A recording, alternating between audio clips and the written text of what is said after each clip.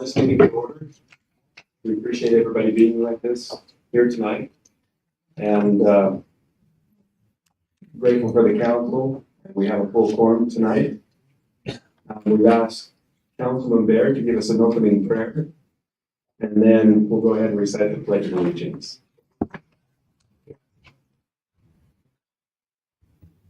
Our dear Heavenly Father, we're thankful for this day, and we're grateful for this opportunity we have to meet as citizens and as a council to discuss priorities of the city right now. We ask you to bless us that we can make appropriate decisions in harmony with the will of the people, and we're thankful for this great city, thankful for those who serve in our military and in armed forces, and also in our police department here in Roosevelt. We ask you to bless them to be safe and to accomplish and do things that can help make our city great and our nation great.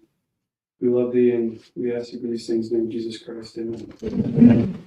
Lieutenant Tucker, will you lead us in the pledge? Allegiance to the flag, States of America, and to the republic for which it stands, one nation, under God, indivisible, with liberty and justice.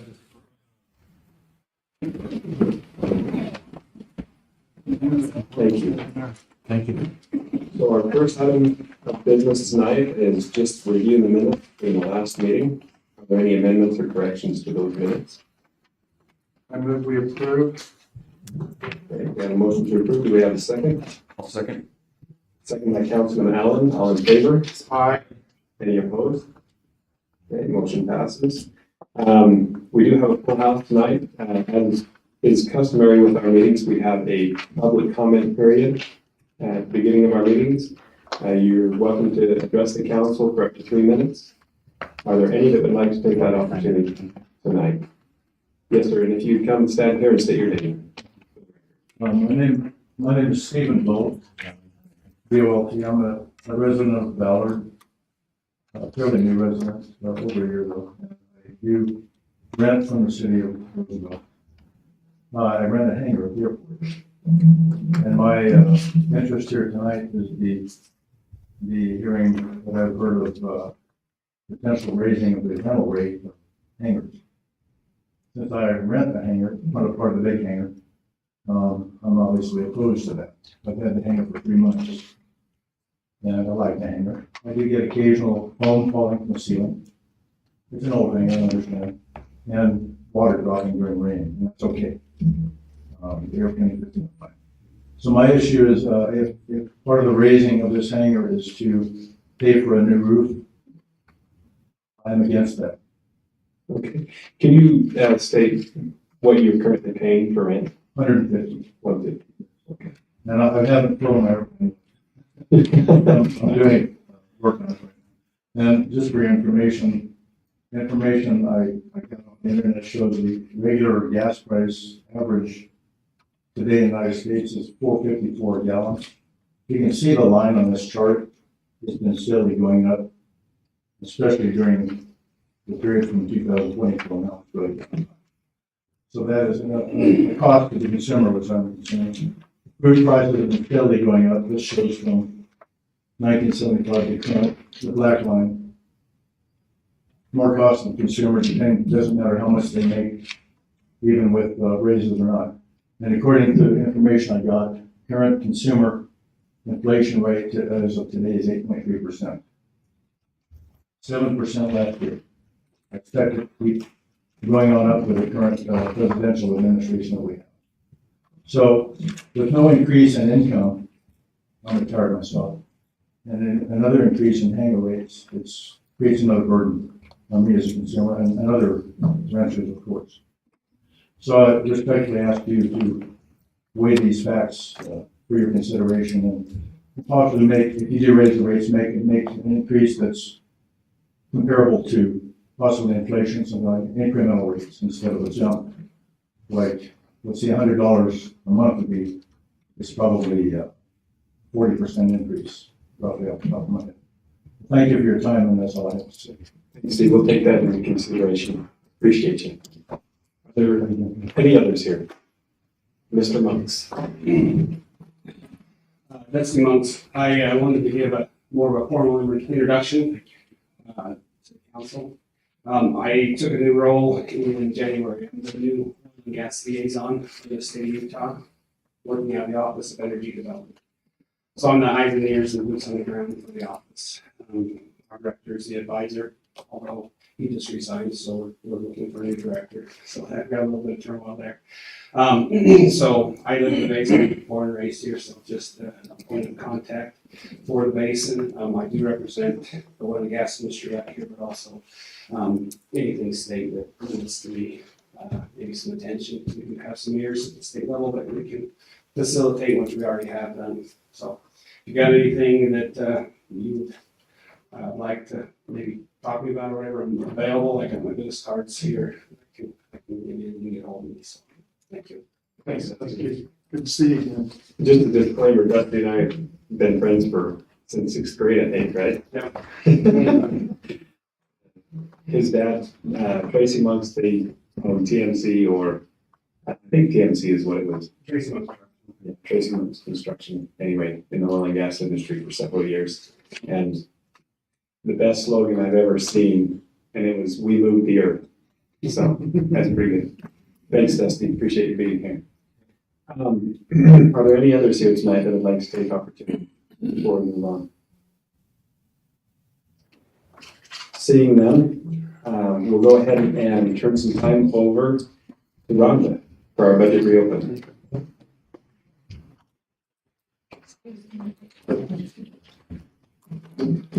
Good evening. So we are requesting a reopening of the fiscal year 22 budget. We have 3 departments that are involved in what we are requesting. First is the animal shelter. The animal shelter, we're requesting an additional $25,000 to cover expenses. I have to make sure everybody understands that Rhodes is facing the same thing everybody else is, as in the general. The price of everything has gone up. Rhodes had a pretty lean budget this year, and she has done a phenomenal job. Her revenues have far exceeded her budget, you'll also see. So the $25,000 would just cover the cost of personnel and the day-to-day expenses for the animal shelter for the remaining 2 months of this fiscal year. The second one is the golf course, which has not exceeded its overall budget, but has exceeded its pro shop cost of goods sold budget. And they are requesting an additional $105,000 to finish out this year with the items that they currently have already on order or anticipate ordering for the pro shop. The budget merchandise sales will also be increased to reflect that for an overall 21% profit margin. And then the last one is the airport. And again, what I'm asking is for an increase in both revenue and expenditure for fuel costs, and they are over the budget, but we have continued to sell exceedingly more fuel than we anticipated, even with prices going up. And I did a little bit of looking into where we were at, and hopefully I have those numbers in front of me. The price per gallon has increased incredibly from the beginning of the fiscal year. I don't even have that in front of me yet. With that said, what I'm overall asking is that we would reopen the budget and increase revenues by $193,000, which reflects the amount we are over the budget on multiple line items, as well as the increases we talked about, and expenditures of about $201,000. Any questions for Rhonda from the council? Are you pretty comfortable with these? Yes. I really like the thought that we're selling more fuel at the airport. Honestly, it has surprised us all. Yes, like keeps coming and saying, I want you. Yeah. That's good. We gotta tell Rose what a great job she's doing too at the animal shelter. Absolutely. Yeah. Yeah, I think it was very impressive as I see her revenues continue to increase. And of course, we all know that she really wanted to reduce the prices we were charging to see if she couldn't get just that result. But with that, it could get a lot busier also, and that, again, is playing right into the fact that their costs on a monthly basis are somewhere between 10 and 12,000. So this 25 should cover them to the end of the year. Excellent. I know we met with Mr. Brown in the back and went over, and obviously he's asking for more money for expenditures. The thing that I learned through that meeting as well is the inventory doesn't show up on our ledger. And so when we have an expenditure line item for cost of goods, that's that whole amount that we anticipate we're going to purchase throughout the year comes out of that line item. So we're just taking a stab in the dark saying, Yes. and then it should be offset by the sales. So they should go up, both line items should go up Yeah. proportionately. We do have a disconnect between Flora up in Polaris, and Aaron and I have been comparing stuff. I think we're going to be able to figure this out. We just didn't have time to do that before the meeting tonight, but we will definitely get transparency so everybody knows exactly where we're at. Excellent. Any other questions? Do we have to move into Yeah, a seeing none, public we'll entertain a hearing? motion to move into a public hearing. I move, so moved. Got a motion by Roosevelt and second by Councilman Baird. All in favor? Aye. Any opposed? Okay, we'll consider ourselves in the public hearing. Do we have any from the public that would like to comment on the budget field?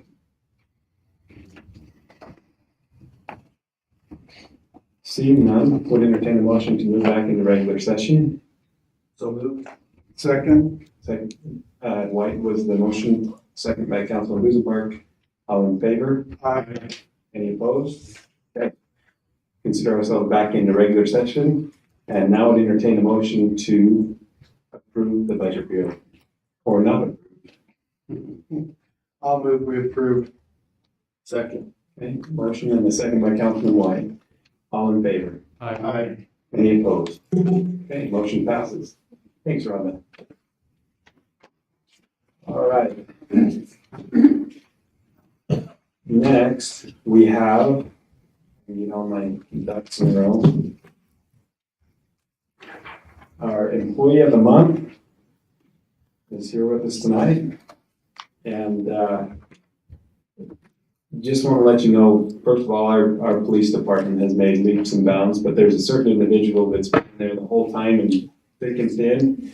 And through all the changes and the turmoil and everything else that we've dealt with for the last, how many years, 2 or 3 years? Yeah. So, with that, Alan, you've been nominated for Employee of the Month. We appreciate, I should say Lieutenant. We really appreciate what you do. Here's a couple of things that we'd like to brag on you with. So, few of your peers. So the Roosevelt Police Department has gone through an extensive and complex transition process over the last 12 months, which is definitely true.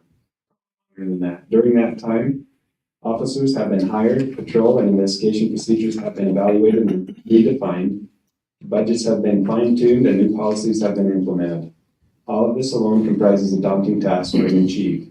Before the arrival of Chief Watkins, Lieutenant Tucker was responsible for holding the police department together as a new chief was sought. Since then, as second in command, Lieutenant Tucker has been responsible for patrol operations and day-to-day budget issues, as well as being key in the police department's transition process. Without his dedication and professionalism, the Roosevelt Police Department would not be close to the department it is today. And one other, when I think of what makes a strong team player, Lieutenant Alan Tucker comes instantly to mind. Over the past year, I have had the privilege and honor of working with Lieutenant Tucker, and this is from our chief, by the way, and have been impressed with his willingness to do whatever he needs to keep things running smoothly and efficiently. He has a pleasant demeanor and is a man of integrity. Thank you, Alan, for all of your hard work and extra efforts. So, appreciate you.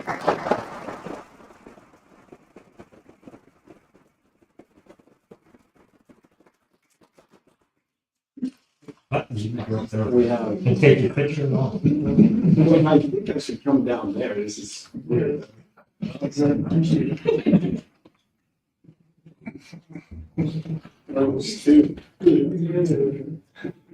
Here's this. Thanks for us. Well, I don't know about wine, but.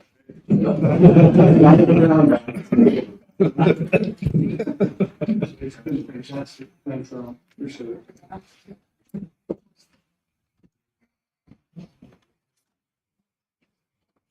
Thanks for all you do, again. Appreciate it. Next, we have the kettles with us tonight. We'll give some time to KK7K. Just two kettles. Just to, the most important. I don't know. Well, we wanted, it's really fine.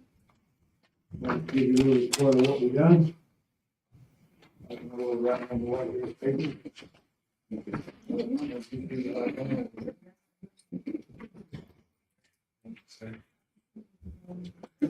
enough to everybody? Yes, sir. Last, 2 years, we have not been here because of the COVID stuff. And so we haven't come to visit, haven't come to do anything, but this year we thought we'd better give a little report on what we've done a month ago, 2 weeks ago, what it's been. It's pretty well self-explanatory. In the, what was it, 7 days, we hauled out about 100 that people brought out to us. And on the first Saturday out there, it windy, a little bit of rain. For this country, it was, 3 or 4 drops was a little bit. But the second weekend, I turned out there and it was a continuous stream of residents coming to dispose of the stuff. And so, total, there was 9 semi-loads taken over to Duchesne. And these are the wages that we kind of figured would offset what we've done. And get a total at the bottom of 12 grand. I think it's been about 10 years since we've, well, not quite, 7 or 8 years since we was up there donating our money to different projects. But because of the cost and fuel and everything that's going on, this particular go around is going to be reimbursed for it. Sure. And that's, is that in the budget? Do we need a budget real quick? Well, we can work with it, Okay. Work, we can make it work. Okay. No, we'll take a look at that. But if you have any questions, we'll try to answer what, if it's not too tough. Yeah. We'll try to answer what you might be having concerns or anything. Okay. But I'm here to tell you, we appreciate it. Roosevelt has brought a lot of stuff up. Then on the second Saturday, we hauled 5 semi-loads of stuff over there. The landfill. That's incredible. Well, we appreciate all you do, and we'll take a look at this, and we can have it potentially on the purchase orders for our next meetings. That'd be fine. Then, like I say, we just want to say thank you. As mentioned, cost of everything going up, we burn about 10,000 gallons of fuel a month. So there might be such a thing, we might be standing right here begging for money here in the near future, I don't know. We've been trying to absorb it, but I take a 20, 30 cent jump overnight, it's kind of hard to swallow. Yeah. Anyway, we thank each of you. Thank you. Appreciate being able to be of service to the community. Appreciate it. Thanks, Mark. I need to run out the ballot, so we'd like to be excused. All right. All right. Next item. We have Troy and Brett with us from Fiscal.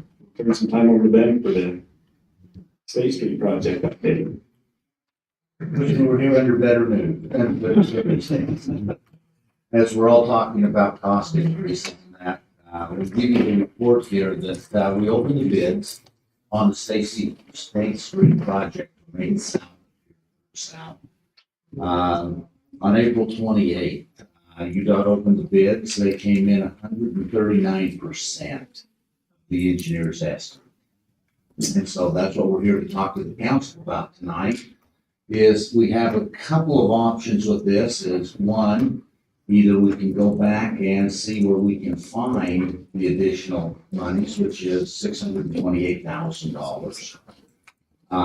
Which quite frankly, I'm going to just say from our standpoint and reviewing of this, it would probably be our recommendation to see if we couldn't find that, because we don't see prices going down anytime soon. But the other options that we do have is, one is we could reject the bids. We could come back and bid it again in the fall. Don't think we'll see any difference in results with that.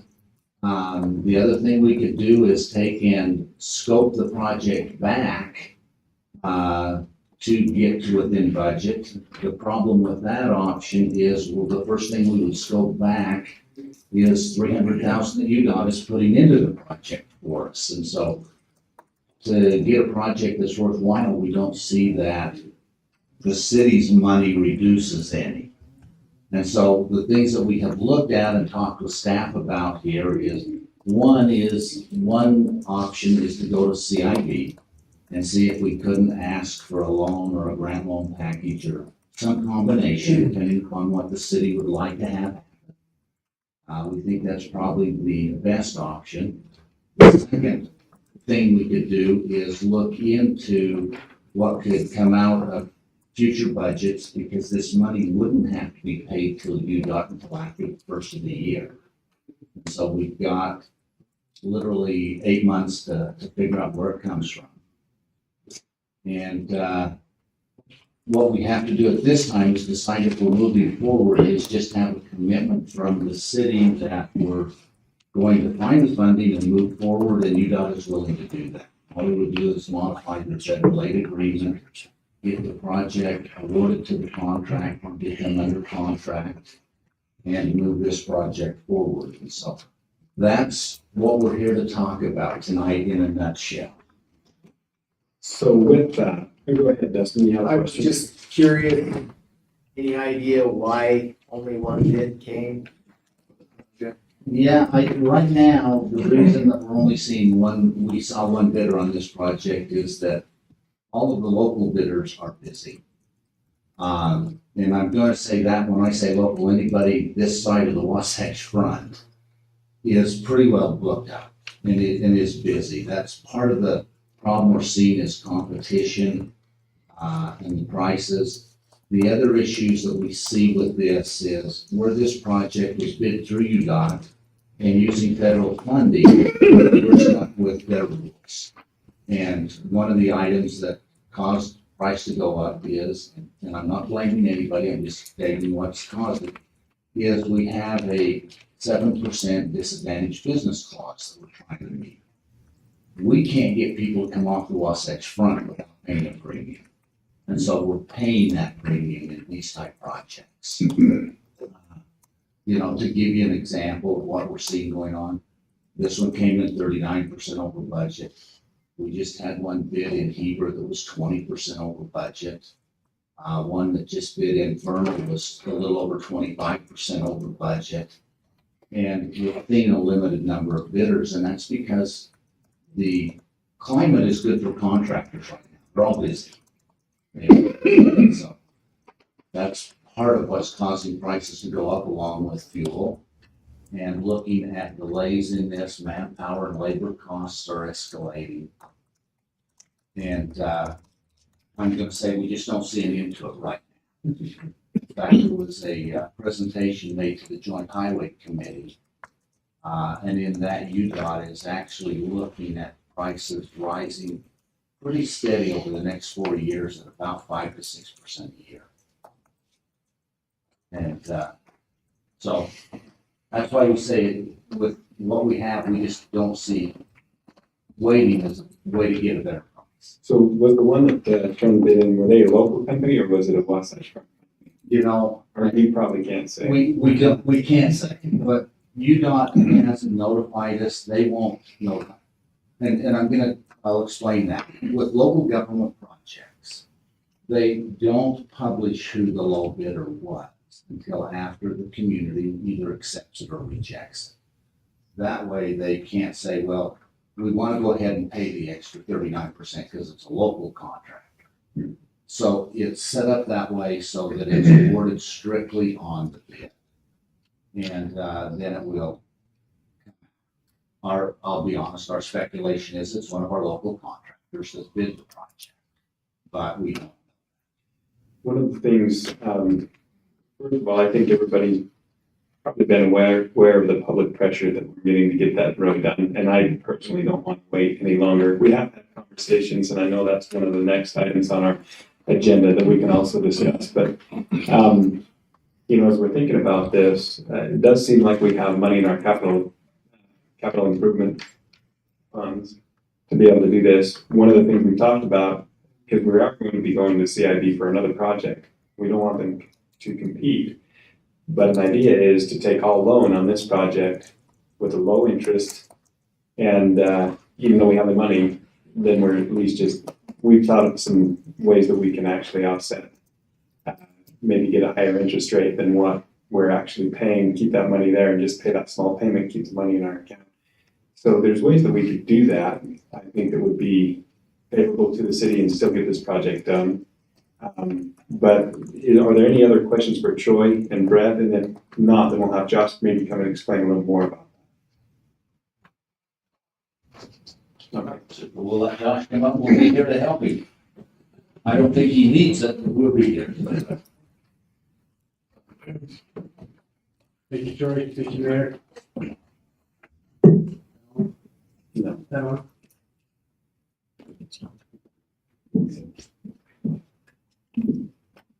Thank you. There we go.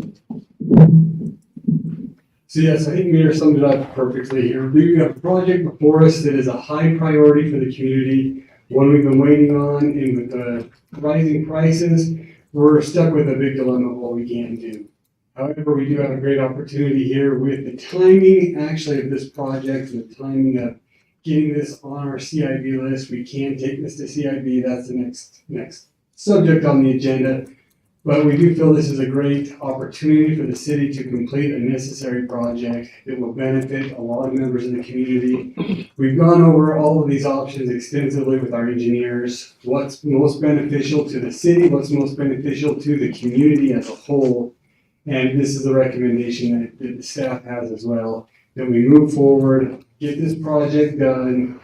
We are able to come up with this additional funds, which will be discussed in the next CIB proposal, by doing it as a full loan proposal. One question, and this would be for Fiscal, timeline. If we say go ahead and get started, when can we? Now, and this is if we go to CIB and get funds, we will have to wait till the funding cycle.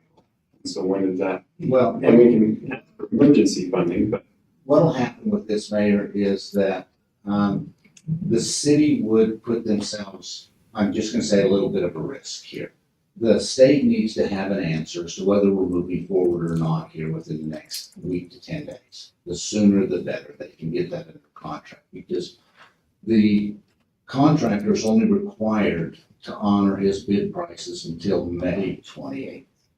And so we need to have a decision then as to whether we're moving forward. As far as timing on it, once we tell the state that the city is committed, then they will go ahead and award the project to the contractor. They'll get the contracts in place, which will take probably about a month and a half to get the contracts in place. Then they'll issue a notice to proceed to our contractor, and then it's going to be up to him as to when he goes to work. Because what we've done is we've given on this project, we've given them a completion date of June 1st of next year to be complete. So they can go in and work over the winter. They can work this fall. If they wanted, they could actually wait and start the project in February based upon the contract. I can't tell you when we'd see a contractor. All I can tell you is we would have one under contract by the first part of June and have been committed to do the project for the current bid. And when do we go to CIB? When's the next CIB meeting? Isn't it June? Well, the applications are due in June. The projects will be reviewed by CIB in July, August, or September, with funding in October. If it went on this cycle. But as we said, this money doesn't have to be deposited with UDOT until after the first of the year. Sure. But that's the risk. If I may add to that, this is a risk that we have discussed again in detail. I mean, although there is risk with this, it is one that we feel the city could undertake. Even worst case scenario, there is a plan in place of what we would do if things were to go south. So it is a calculated risk, but it is one that we feel the city can take care of, should be necessary. Excellent. Any other questions? Looks like we're looking for a motion to approve, or I move we approve and move forward. I don't think we're gonna get anything better, and I would hate to have to go back to rebid and everything. And if we've got a plan, I think there's no choice but to get it done while we can. okay, we have a motion on the table. Do we have a second? I'll second it. Did both of us say? Yeah, it was like simultaneous. Exactly. Let's give it. We'll give it to Councilman Baird for the second. All in favor? Are there any opposed? Okay, motion passes. Let's get going. Well, next year maybe. Yeah. Sooner the better. Contract. All right, excellent. Thank you. We want to have some more discussion on this. That's the next item. So You were standing here. Okay. Yeah, let's roll right into You it. start, Josh. That is the next item on the State Street bid. So this is the actual proposal the council to take this to CIB for the State Street project. As you know, we've worked at the different funding. We want to extend this project all the way down State Street. So I'll turn over to the engineers for some more of the specifics, but that is included in this next proposal to take to CIB. All right. Go ahead, Mayor. One quick You question. bet. So as part of this project, and we looked at our trail system throughout the city, we're looking at painting walking, biking paths on the sides of the roads. And so just a thought, if we could sneak some of that in with this project, that would be very helpful. Yes. Yeah, no, understand, and that's what we're looking at with this. And what has been talked about with this is there's two pieces to this application that we're talking about. One is this original $600,000 we just talked about, $628,000. The second part of this to take the CIB application is to extend the project from 3rd South here and go up to 2nd North to finish State Street. To do the water, sewer, the sidewalks, and repave the road that goes all the way up. And that project is estimated to be $1.9 million to continue that on. And so that was the part of the discussion, was whether we wanted to package these two together and make that be a $2.5 million application to CIB, or to do the first $600,000, get it in here in the June, and then look at coming back later for the second half of the project. And that was what the part of the discussion was, to see how we wanted to package this together. So with the DOT participating with State Street, how long does it take to get another project with DOT? As soon as they are willing to approve us, we can get as many projects on. We applied for the project last year and we were the first miss Okay. for that next one. And what we would do is continue to apply again this December to ask for that continuation and just continue that process. But that is not any set we can apply every year. And just depending upon the needs around the state and where we fit in the priority list is when those funds can be. With one clarification, the project we applied for was north and 2nd North. Okay. So we've missed the section from 3rd and 2nd. And that's right, I'm glad you got that, because that's one we applied for, which was second north on up to the north city limits, because this project has been talked about for several years of doing a CIP for this one, because it had a lot of water, sewer, and secondary water associated with this from third south to second north and so on. And then, the other part of that is that right now the city already is committing the 382,000. Whether you want to roll that also into the CIP application. That seems like a pretty steep, what do you think, Mr. Bay? So I think this is a unique one as well, because we looked at two separate proposals here with the CIP. We have the one to complete the last part of our State Street. This was a future one we were gonna do with the State Street, so that comes like we're gonna combine them together. Really, I think the debate or the decision for council is, do we anticipate prices leveling off? Definitely not coming down, but is this an undertaking we want to take the whole thing right now to get that large next section, or just accomplish the section that we've been working on? Is there, I have just a question or concern on the CIP, not being as familiar with it as you are, Mayor, but if we were to combine those, could that potentially reduce our opportunity to get it versus the smaller one now might be, I don't know. Well, I think the bigger risk is, so what we have is we have our baseball fields that we've tried every which way to get funding for. And so they were coming up, so they were our number one project on the CIP. And then when we found out that we were going, that we were gonna be 39% over budget, then all of a sudden the State Street project gets interjected before that one is a priority, because, we have to take care of our roads. The thing that I see happening here is if we go for that much money, there's no way the city can bite off on that amount of loan, or wouldn't want to, and so we want to try to get some grant mix. And if we got grant mix, that also puts the other project at jeopardy as far as getting a favorable funding package for the ball fields. And so I can see those where if we just go for the 628,000 as a loan, then water, we need that. So if we go for 628,000 for loan, interest loan, and finish the State Street up to 200 south, I don't think it would affect at all the ball fields as far as the funding package. But if we try to do this, then all of a sudden they want to be thrown in the same. That was my concern, is I think it almost feels like we're trying to do too much, and they may say we can't. I think we're stick with what we know we can get and what we need to do. Another thought too is if we go back to UDOT and we try to get this section from second south to second north, and we do get awarded that, then we can go back to CIB next year and get additional funds as well. So that Mayor, if I had to make a staff recommendation on this, because Councilman Rosenbach, you are right on point.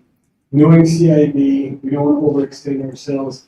The staff recommendation would be to include the 600,000, apply for that as a loan, apply for our ball fields, get those two huge priorities that are big for the community, come back and do the next project in the next year. I agree with that. I think that's any other thoughts? Questions? Okay, we would need a motion as far as direction to go. What option would we use? A motion, we take staff recommendation on that, what Josh just mentioned. Which is 628 loan, to finish the project to second south. Second. And we have a second by Councilman Allen. All in favor? Aye. Any opposed? We got one more sheet. We'll get it done. Thank you. Thank you very much.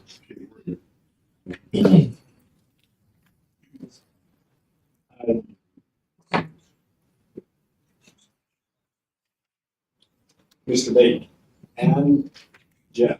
Mr. Baker as well. Mr. Baker, Mr. Bate. Somebody quote the mayor on this, as he said, we work before we play. So we have the State Street project first, now we have the play project here, so I will tee it up for Mr. Baker here. As you know, we lost 2 ball fields with the library. The city has that money set aside, and we know there is a huge need. baseball, softball, soccer, these are all incredible things for our community. Jones and Mill has been wonderful to work with in drawing up some incredible plans to create a new sports complex to accommodate this growing need within our community. This will include everything from ball fields to soccer fields to even a place to play pickleball. With that, I will turn it over to Mr. Baker for the presentation. Should have kept going, Josh. You had it. So, we've prepared this application. Kind of the way this has been prepared so far, the direction we've got from the city is for 50-50 grant loan combination from CIB. We've kind of prepared this, hid in the application, the project description, the multiple uses for the park, how it influences all of Duchesne County and western Uinta County, not just Roosevelt City itself. So this, we have submitted, well, Josh, I guess we won't take credit, but Josh has submitted the kind of draft version to UBAG for them to look at. Their deadline was yesterday technically for that. So they'll look at it, and obviously they'll have their meeting and give us some feedback, and we'll go from there. Are there any specific questions you guys have on it?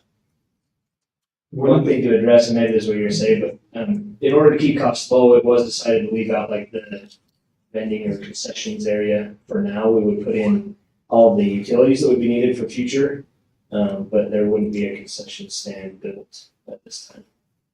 So 2 questions really quickly. What is the overall cost estimate? So we're applying for $3.5 million. So do we have 1.7? No, well, we wouldn't have to come up with 1.7, would we? We have the 375,000, so we're gonna be 1.5, 1.6 loan, 1.6 grant, if we get the funding package. Have you heard of them getting any more favorable packages as far as grant loan? Did we go in at, I really think we have a pretty good case. We have a lot of data that we've collected as far as 60% of the use of our fields is done by non-residents. So we are supplementing the county heavily and our neighbors to the east, like you mentioned. That alone, I think, but I wonder if we go in at 75-25 or a 30-70 or something like that. Yeah, I think we can go in anything. So the most recent one was Duchesne City put in for ball fields, and it was the majority loan in their agreement. I guess my thought is after the UBAG meeting, maybe we have a better feel of whether or not those on UBAG who also sit on CIB would recommend. And so the $3.5 million does not include because we started at about 1.2, then we were at 2.5. Now we're at 3.5, and that doesn't include the concessions. Yeah, if anybody knows where to buy lights, they're like $1 million. Hey, I know where we can rent some. Yeah. Let's just put up the lights. And I haven't seen anything official, but what we heard was Duchesne City bid theirs out, and it was well over the money that they anticipated. So what are we looking at as far as the concessions in the center? What's the dollar amount that we're looking off? I have that off the top of my head. I have to look at something. Councilman White had an interesting thought. What if we make it available for a food truck and they could pay part of the money back to the city for the time until we can get one in? Is it designed to get a truck in there? You design that to get a truck? Yeah, I mean, so right now it just has walking paths, but it would be easy to just bump up that path or any of them, whichever one you want to do. Especially a trailer could park there easy. Because the thought for now is we just fill that center square in with concrete, all the utilities would be stubbed out, and that was something we discussed in the meeting with Josh and Ryan and everybody, is that you could use that as kind of an opportunity for the local food trucks to come. Who's who currently takes care of the concession stand up there? And they have a trailer. Yeah, they do the soccer, they bring the trailers. Yeah, so there you go. So maybe that's a non-issue. And the other question sorry, that was like 15 questions, but we have one more. We were talking about, Brett had a pretty good idea of trying to do a multi-purpose use out of the pickleball and put the ice skating rink on that. And then we had the pickleballers that were a little upset that we were going to do that. However, talking about services and what we covered up with, and obviously we put a liner down and things like that. Is that designed to handle that dual purpose? Yeah, so yeah, I mean, we would definitely design that to handle weights and everything like that. I know Josh, we've talked about the specific pickleball surface or whatever. I won't say that there's a specific line item for that, but we feel like the $3.5 million budget should, I mean, depending, because even if it gets funded in October, right, we're another year before it's built, who knows what happens with prices, right? But the anticipation would be that would be fully surfaced for pickleball and then still be able to be used with a liner and everything else for ice skating in the winter. On the 3.5 whatever million is the opportunity for like the community, because we talked about the community coming in and doing some of the work. Could that, I mean, do we have, obviously we probably want to get the CID for the full amount, but if we could cut it down with that, with, us doing some of the work, et cetera, with that, I don't know, I'm just asking. And that's kind of along the lines of when we began this project. Personally, what I was feeling too is try to keep the cost down as much as possible, make this a community project, see what kind of donations we can get. We have people with, dirt work equipment and everything else, get some of the youth out there laying sod, those types of things. I'm with you. In other words, I feel like we should go for what we can get, what we feel like we need, but at the same token, if we could get the community involved, maybe cut down some of the costs, maybe we don't, but again, I know we have to make sure it's safe and, we meet all the standards, that I understand. But if there's, I don't know, I'm just thinking it would be nice if we could get the community involved and maybe tell them, hey, we're trying to keep the cost down to save the money. I don't know if that's like if we get 3.5, could we say, well, we found out we only need 2.5 or 3, you know what I'm saying? I don't know if that's an option. Once we get approved, it's really hard to stay on budget. I'm telling you, because everybody knows what our budget is. It's an option for sure. With CIB, let's say you go and they award you in 50-50 in this case, and then you say, oh, actually, we only need $2.5 million. They're fine with that. You just still have to take 50-50. You can't keep the $1.5 million grant and only take one. So I know that hope is there that, there would be a lot of behind it, and we could reflect that in the application. You have anything to input, Josh? It would be safe, I guess, to have it where a full project. Absolutely. One thing I'd like to add, we have had some conversations with some baseball groups, soccer groups. If we can get the community involved, the kids themselves will actually get ownership and they'll take better care of it. So when this does get done, we've got to find out ways to include the youth, include the community as a whole, but they'll take better care of the facility rather than someone else building. So that definitely has to be part of it, and it is some of the first conversations were a lot more geared towards that, but we thought we were going to get other funds that have not come in. But as Mayor said, if we get $3.5 million, I'm sure we can find another $500,000 to get community involvement if we wanted. Well, even if you got the community involvement, we saved the money, but then we could use that money towards the concessions or what, do you see what I'm saying? Yeah. I think I wanted to, I believe in it, and I think we need it definitely.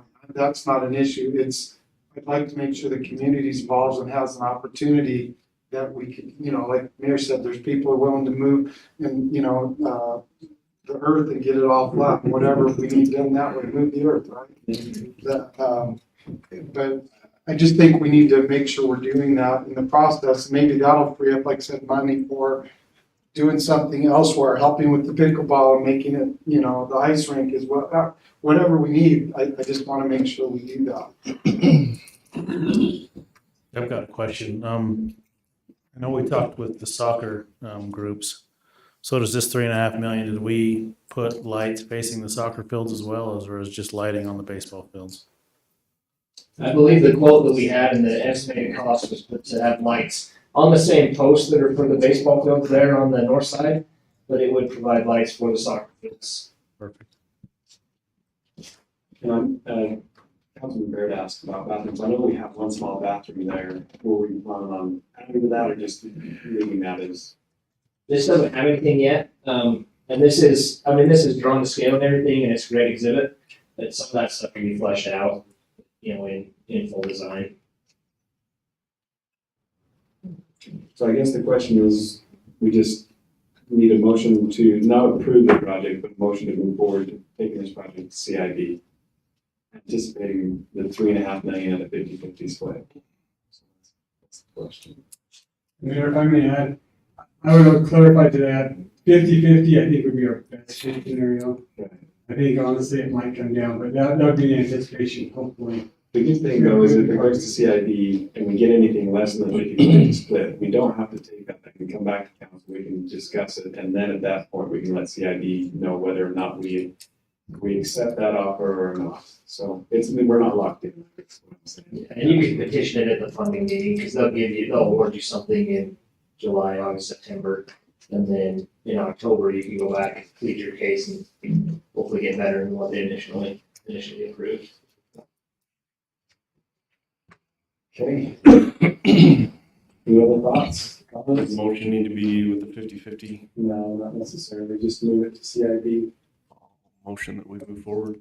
I'll second. You got those? Okay. All in favor? Aye. Any opposed? Okay, motion passes. All right, we'll see what we can do. So we have planning and zoning recommendation discussion. Title 17. Just want to let you know, this came up, and we have Mr. Knight here with us tonight. He's wanting to do a subdivision in the industrial park. As we looked at our ordinances, zoning, and subdivision ordinances, and those types of things, we realized very quickly that there's some vagueness in there. And he's waiting. We did find out, Brad, I'm not sure if you know, that you may already be in the city. And so there may not need to be an annexation process. But we're still. I mean, the code says that I'm in the county. According to Dean, he said if your parcel number does not end with R, it's in the county. So we found, Brad, actually, since we spoke with you, that you are actually in the county, or in the city. In the city, yeah. Yeah, at some point there was an annexation even past your place, so up there on the map that goes west. At some point they did. So everything in purple is what you're saying? Right, would be an M2, so. Oh, I know when that happened. That's when they took the annexation and then they annexed 3,000 west up over into Stonegate. Yeah, and talking with Works, with Chuck, indeed it is annexed in, and it does have an R serial number as well, so. So regardless, and Drew, why don't you come up and just kind of explain what we found so far? So there was a discussion of whether or not he was going to need to put in curb and gutter, sidewalk, lighting, all of those other things. And we thought it necessary to look at that with our planning and zoning, and also look at it with staff and our legal counsel, and just figure out what is reasonable and what should we be doing in that area. And So we've had a work session last night. I guess I can report on some of the things that came out of our work session last night with the planning commission. So obviously we have a few discrepancies on what we have been requiring in this area: curb, gutter, sidewalk. Some places yes, some places no, pavement. So we're trying to clean up our policy, our ordinance rather, on what we will require in our M1, M2 zones, which this would be involved in. So we're working with the engineers right now on recommendations for shoulder widths. There's been discussion right now, it's 10 foot on a shoulder width without curb gutter. So we're talking about maybe 5 foot if we can get the compactions to hold the roads together at the shoulder of the roads. And a 6 inch thick asphalt, I think was the recommendation from maintenance or our public works director. So we're working through a few things here to propose to Brad and get with him and move forward with this process. So one of the things that came out of that meeting as well is not to require the curb and gutter at this time. And again, as Drew said, we're looking at the width of that shoulder, what it would need to be to make sure that it is stable and not going to have any problems with the edges of the road. Okay. What we are looking at is we don't feel like it's beneficial to require curb and gutter until we have some type of storm drain system in the area. And so we're going back to our master plan and we're looking at how to put storm drain in that area because it is, as you can tell, you can see alkali all over and it's a very wet area. And so if we can get storm drain in that area, and then at that time, we might go back and retrofit and do a special assessment in those areas and put curb and gutter at that time. But after we have infrastructure in place that would take that water and actually take it out of the area and actually to the Gulf. So if you look to the east of the airport, you can see the drainage, the natural drainage that goes through. That ends up in dry gulch. And so the anticipation would be take a storm drain into there and drain that whole area. So are there any thoughts? We just thought we'd bring it to council. Brad's looking at it as far as developing. He's wondering what to do, how to proceed. And so those are the recommendations from planning and zoning is just to look at the thickness of the asphalt, making sure that the shoulder width, the shoulders are reinforced and at least compacted to where it's not going to be an issue. There may be some storm drain that would need to be added next to the sewer that would dead end at the edge of your property. And then when the city takes over with the main project, they would connect to that and then finish it out somewhere else. But at least at that point, they wouldn't be tearing up roads or anything to put storm drain in. And so we just kind of tossed that in the air a little bit. We're looking at anticipated costs for that so that you kind of know what that would look like to help you make a quick decision. Okay. So, but the good thing is we could, as it currently is written in our ordinance, the council can make an exception on some of those things. Again, they're vague, so we could probably get moving forward with your project with an understanding of what is to proceed in the near future. And then, once our ordinance is in place, then we have a way to implement those. Yeah, just cleaning up some of the ordinances moving forward, that way it's black and white. We don't have to be case by case. Right now, it leaves a lot of leniency towards the council, like Mayor said, discretion on the curb gutter sidewalk, and we kind of want to get that a little more defined in our ordinances. So it's not case by case every time. And just in Title 16 is the only place where it, talks about subdivisions and it doesn't differentiate between residential, commercial, or industrial. And so that's where the vagueness comes in. And so what we're looking is putting in certain requirements for each area that's applicable and reasonable for the use. Right. That way, if somebody comes in for an application, we can give them the criteria of that zone, so it's easy to decipher, so. Any input from the council? We don't necessarily need I don't believe we need a motion on this other than maybe just a good faith gesture to Brad. That's what we're going to require at this time. And then we'll work on that and the other to bring to council. So they're gonna wanna require 6 inches of asphalt up through that road? That's anticipated, but there's still what we're going to do so we wanted to give you the best answer we could right now, but we're gonna go back to, so we have a couple of engineers in the room. Jeff, I can hear you talking back there. So can you tell me what your thoughts are? So, just kind of as reference, what the city's looking at is mimicking some of UDOT's standard typical sections for roadways like this. What I would recommend anybody, if you're planning on develop, is to have an engineer do pavement design that's specific to your site. The city is having to err on the high side of caution because there could be potential soft soils. So if the developer wants to just go with that, that's kind of what the city's requiring. But if you were to have an engineer during the design of your site do a pavement design based off of anticipated traffic loading, soil characteristics, stuff like that, that would come through on the plat and the design process, and could theoretically be less, but that's probably you're going to be right around 6 inches most likely. Or you spend a lot more on roadways to make less asphalt. And what we're trying to do with our ordinances is have a minimum standard or a standard that we go to.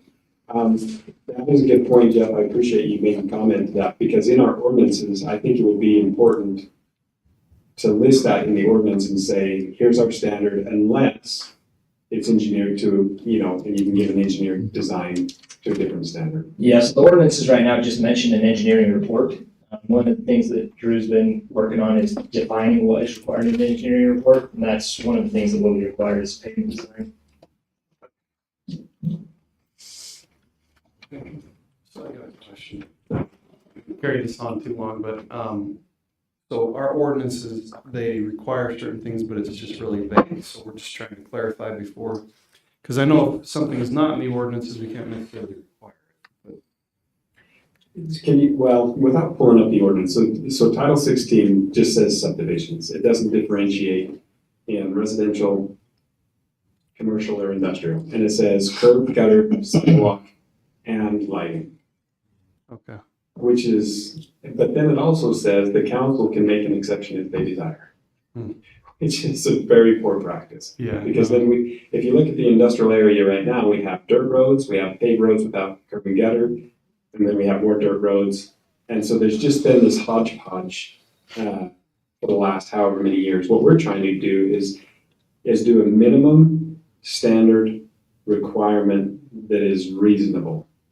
And so sidewalks and lighting and all of that may not be reasonable. Maybe just curb and gutter. And curb and gutter, I don't think is even reasonable unless we have somewhere for the water to go.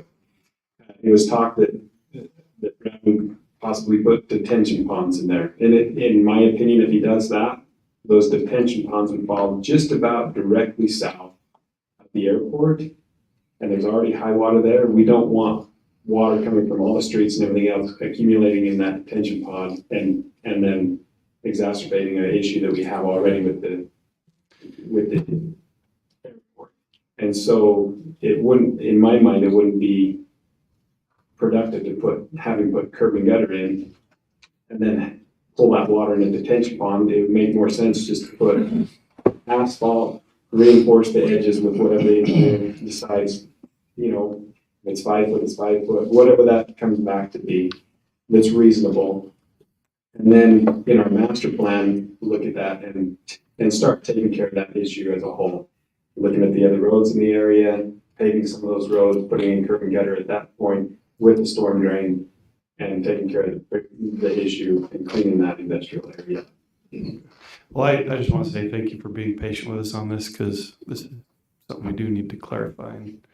The only difference is if we did decide and working with our engineers to put in the storm drain as part of our master plan, then we would talk to Brad about putting that in as he does the rest of the subdivision, just so that it's ready to go when we tie into that and do the rest of the industrial park and working that out. So. Okay, thank you. Brad, did you want to comment to any of that? No, that answered the question. So as far as I know, there'll be no curb and gutter, 6 inches of asphalt, depending on the engineer. Correct. And you're going to be an engineer anyway, right? Yeah. And then street lighting, we're good with not putting that in, or? We haven't really had a discussion on that. We probably need to chat with our engineers and get with you, Brad, on that. We've threw a few things around. As far as the cul-de-sac goes, though, we do have a 450 foot policy. If it's more than 450 foot, it's got to have an outlet. So in the design, we'll have to sit back down. Okay, I have talked to Moon Lake, and they're talking like I'll have to go underground power to where I'm close enough to the airport to. Well, and we need to get with our airport engineer, because in my opinion, you start throwing, and I'm not advocating either side, but you start throwing lights up and you're trying to find the runway and you're trying to find the beacon, and you have these, I don't know, we want to talk with Kimberly as well and make sure that we talked about possibly at the entrance and exit, so it's lit, but we can sit down and discuss that. So would the city let me develop it as I go? Maybe not go in and just pave the whole thing, run if you wanted to do it in phases, I think that's a reasonable request. Grant, do you see, I mean, there might be some bonding things, but do you see any? Yeah, I don't think there's any reason why we wouldn't, as long as there was in phases. Sure, okay. So it is in the city property now. That's what it looks like, yeah. That'll save quite a bit of time. So Yeah, well. annexation. So, any other thoughts on that? Any other feedback from council?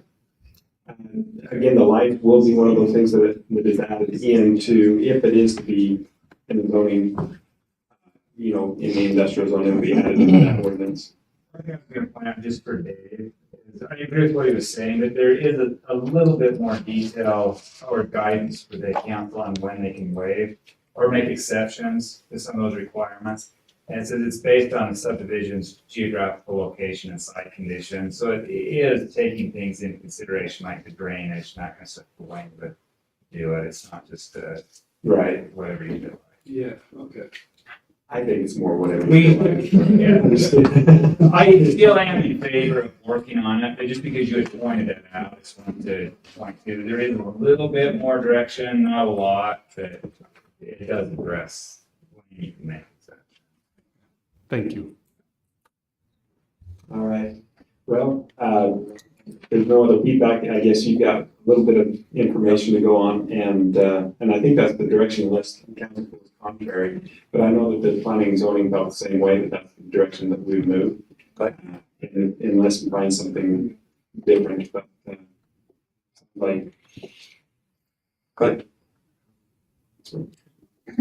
Well, perfect. That'll save us 6 months of Running around. All right. UBTech security agreement, Chief Watkins.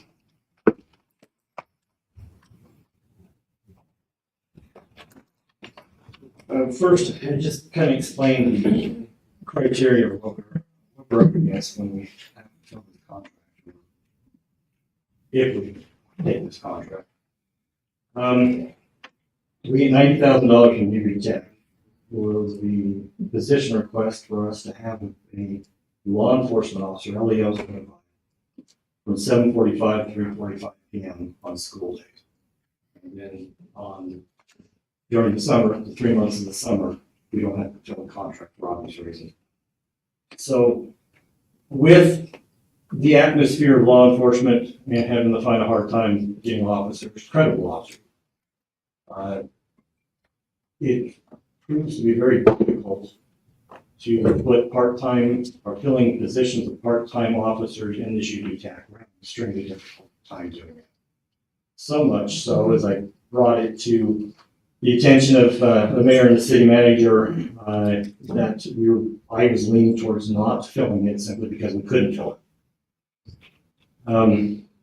Another issue that we've been running across is the quality of service that we've been giving the police department to UBTech has not been up to par.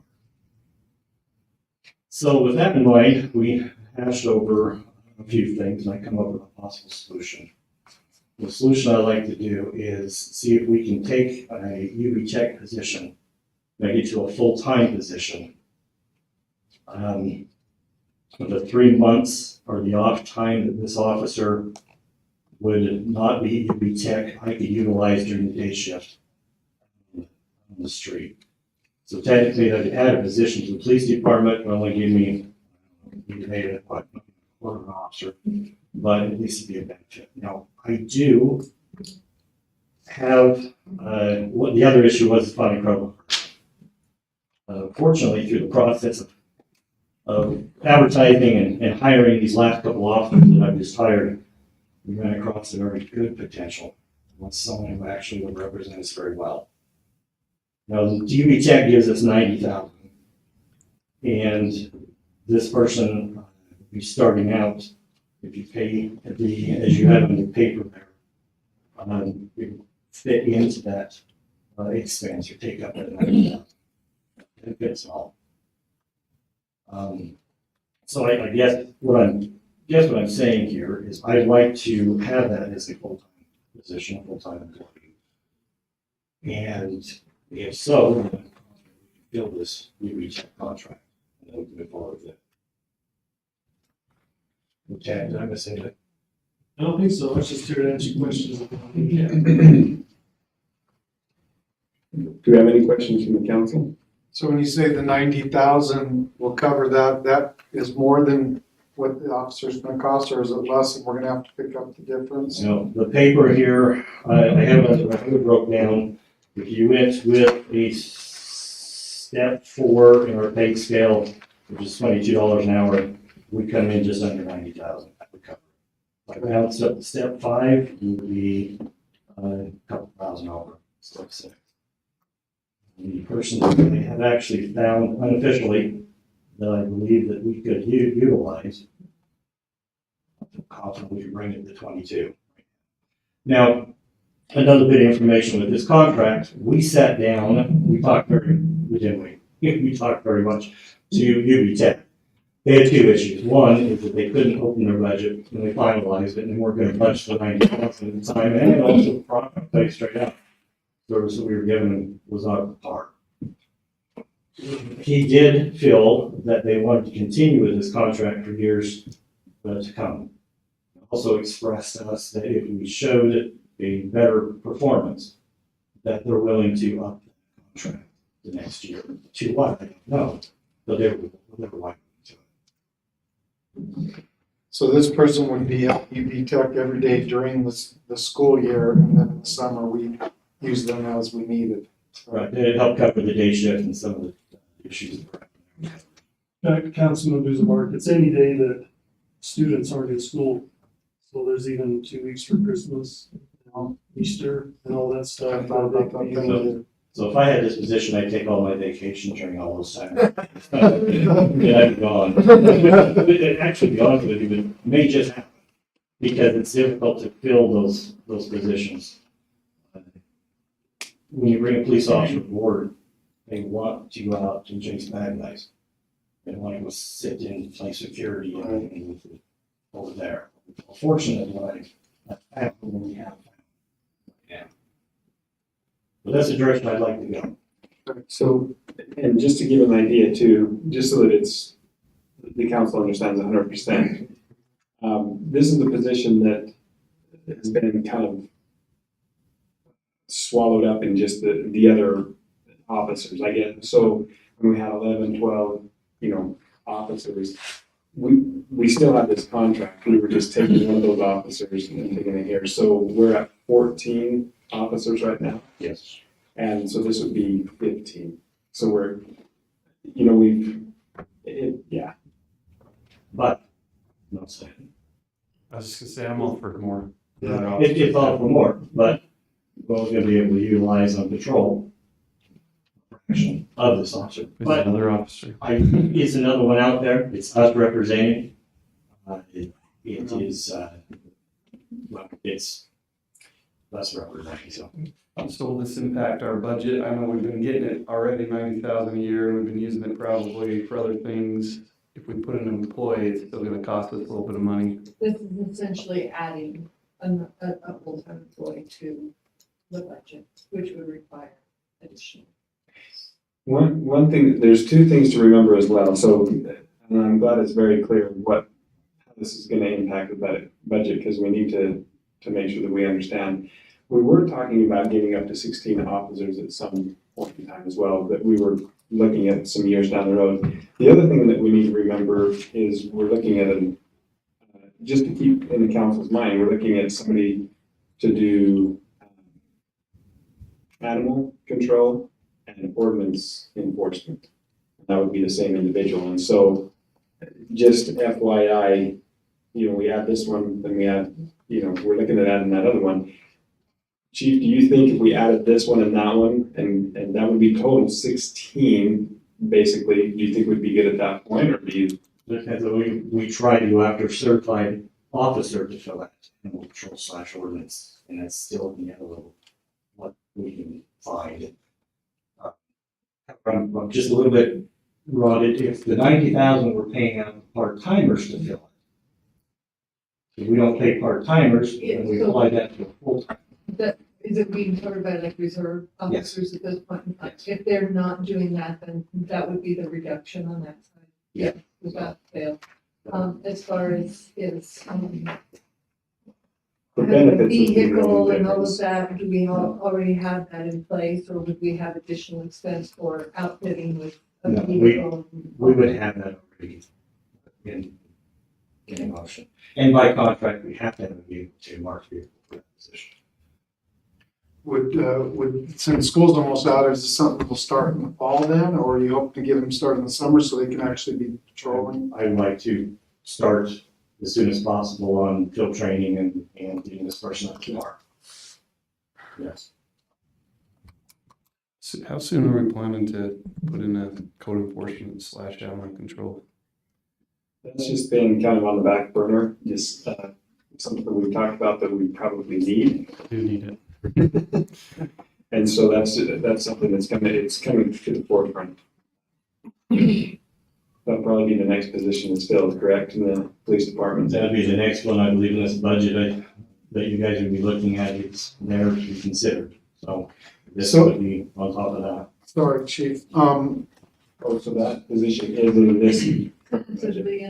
So we'll be right up to 16 this year, if we approve the budget, how it's tentatively. Yes, if everything is approved. So one question that if we're gonna try to start this Sunday, we're gonna this summer, as soon as possible, we're gonna have to probably foot the bill because UB Tech probably won't pay us till fall, right? We're not officers, so we're gonna have to cover that until the UB Tech kicks in when they start their actual working at UB Tech, right? I'm not sure when the building project's in there, but Most again, likely. I'm not concerned. I just was asking as a so clarification. again, if I don't pay reserve officers that money, that's 90,000 there. That should, if I brought in that pay period right there, cover the full expense. So the billing process, we just set it up, it will be monthly, so they pay $10,000 over the 9 months and then the 3 months that they're not in school. So they receive a bill going forward for the school. So the first bill would be September or August, Yes. whatever, and then, and we'll actually get extra money that'll help cover the summer and stuff, right? Correct, there's nothing coming in over the summer, but over around September, May. Correct. I'm all for it. I just am curious how this all kind of works in terms of it. Rhonda, are you comfortable with this? You look a little concerned. No, it's not that I'm opposed to it in any way, shape, or form, but I definitely would like to look a little closer at, what we'd be looking at if there needs to be an increase in. I actually think there's probably the wiggle room in the budget for this year too, because we actually did have the budget for being fully staffed. We know we haven't been fully staffed for Right. most of the year. So, Possibly we can bring that person on.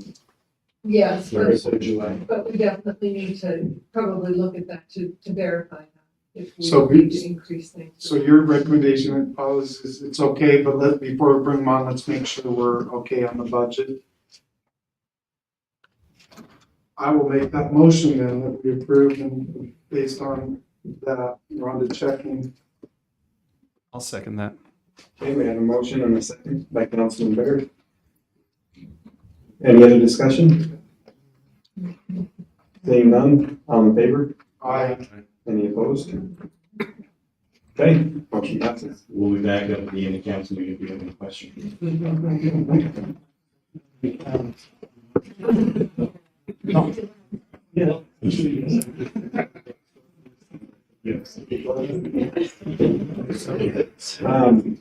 Next, we have Ballard Sewer contract.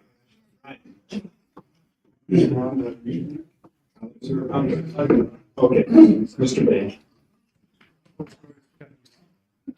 This is more of just a general information for council. As you know, we have it renews automatically every 5 years.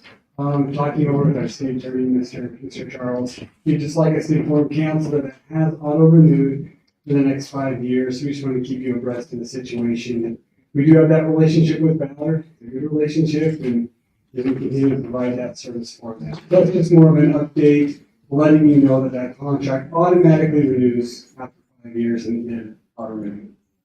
Any questions in regard to that? I would just like to add that we looked over it pretty thoroughly and feel there's, in the next 5 years, I think there's a couple of things that we would want to tweak.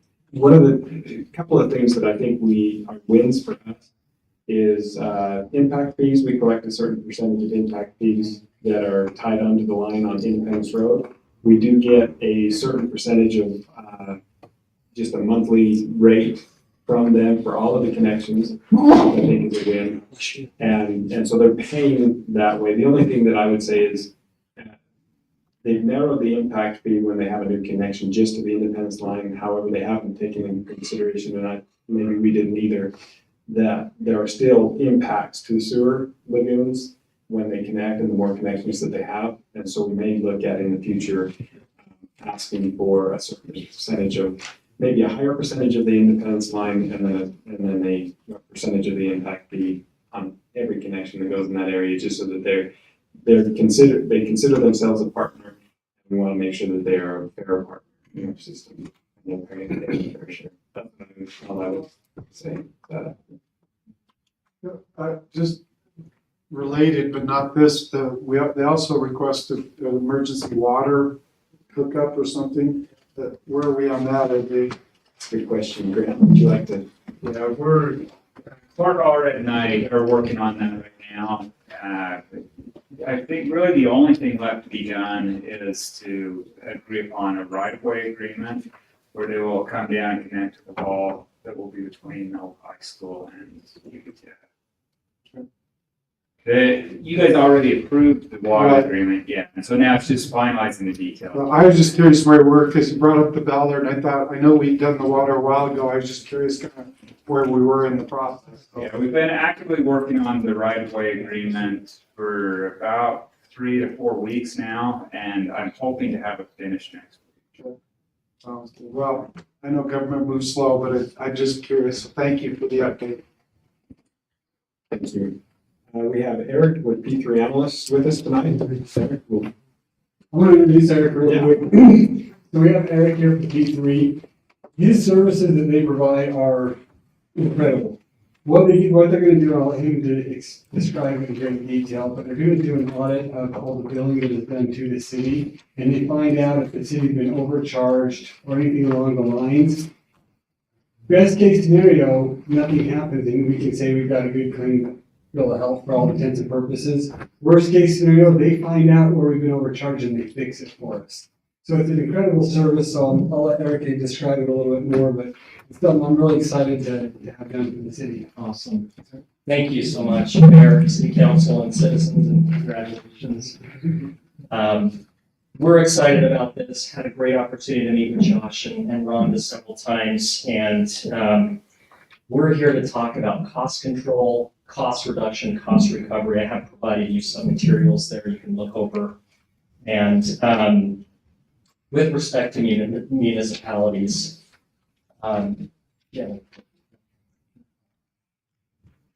more. Thank you. Really what I want to talk about are, it's one thing to talk about known costs. And that's pretty easy to identify. But what we do is identify unknown costs. What is below the waterline?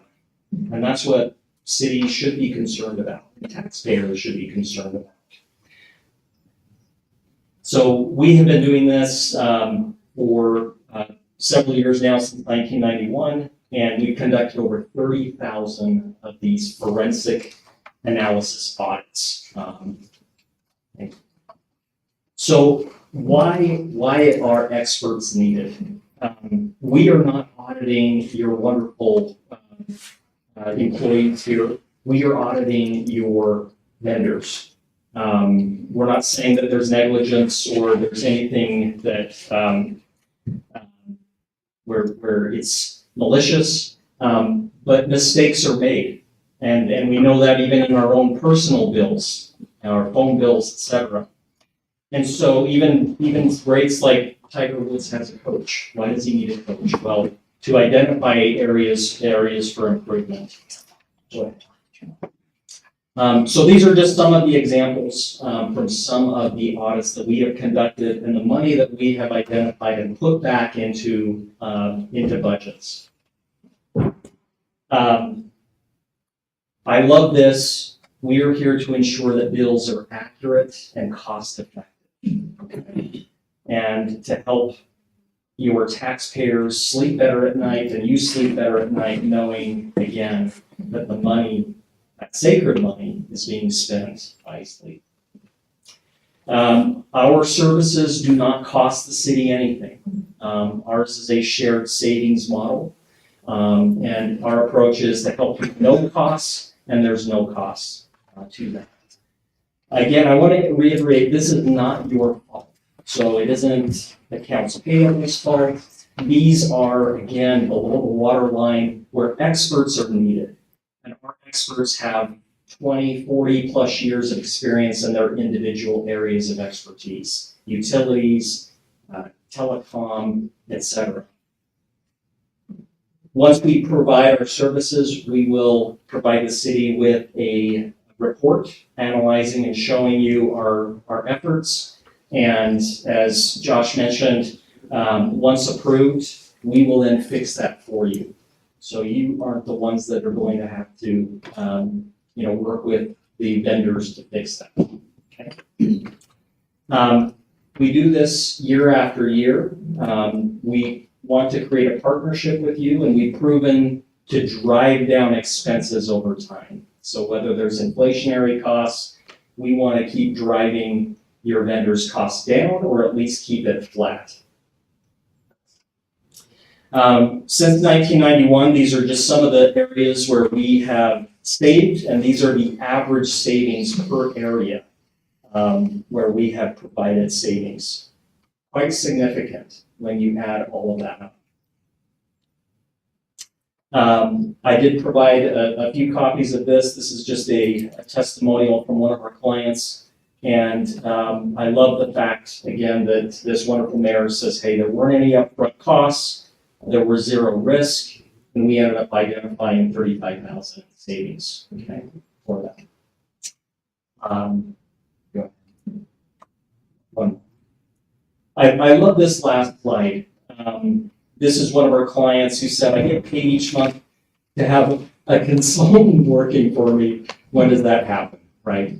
As Josh mentioned, we will do our analysis of your bills, again, of your vendors' bills.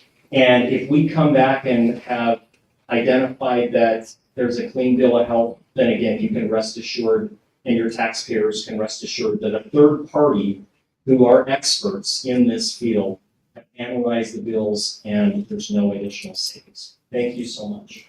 Thank you. Are there any questions?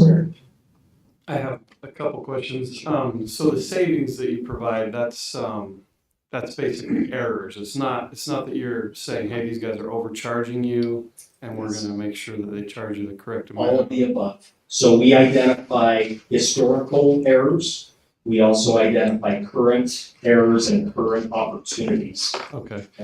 And how about relationships between vendors in our cities? Great question. Does it impact those relationships? Great question.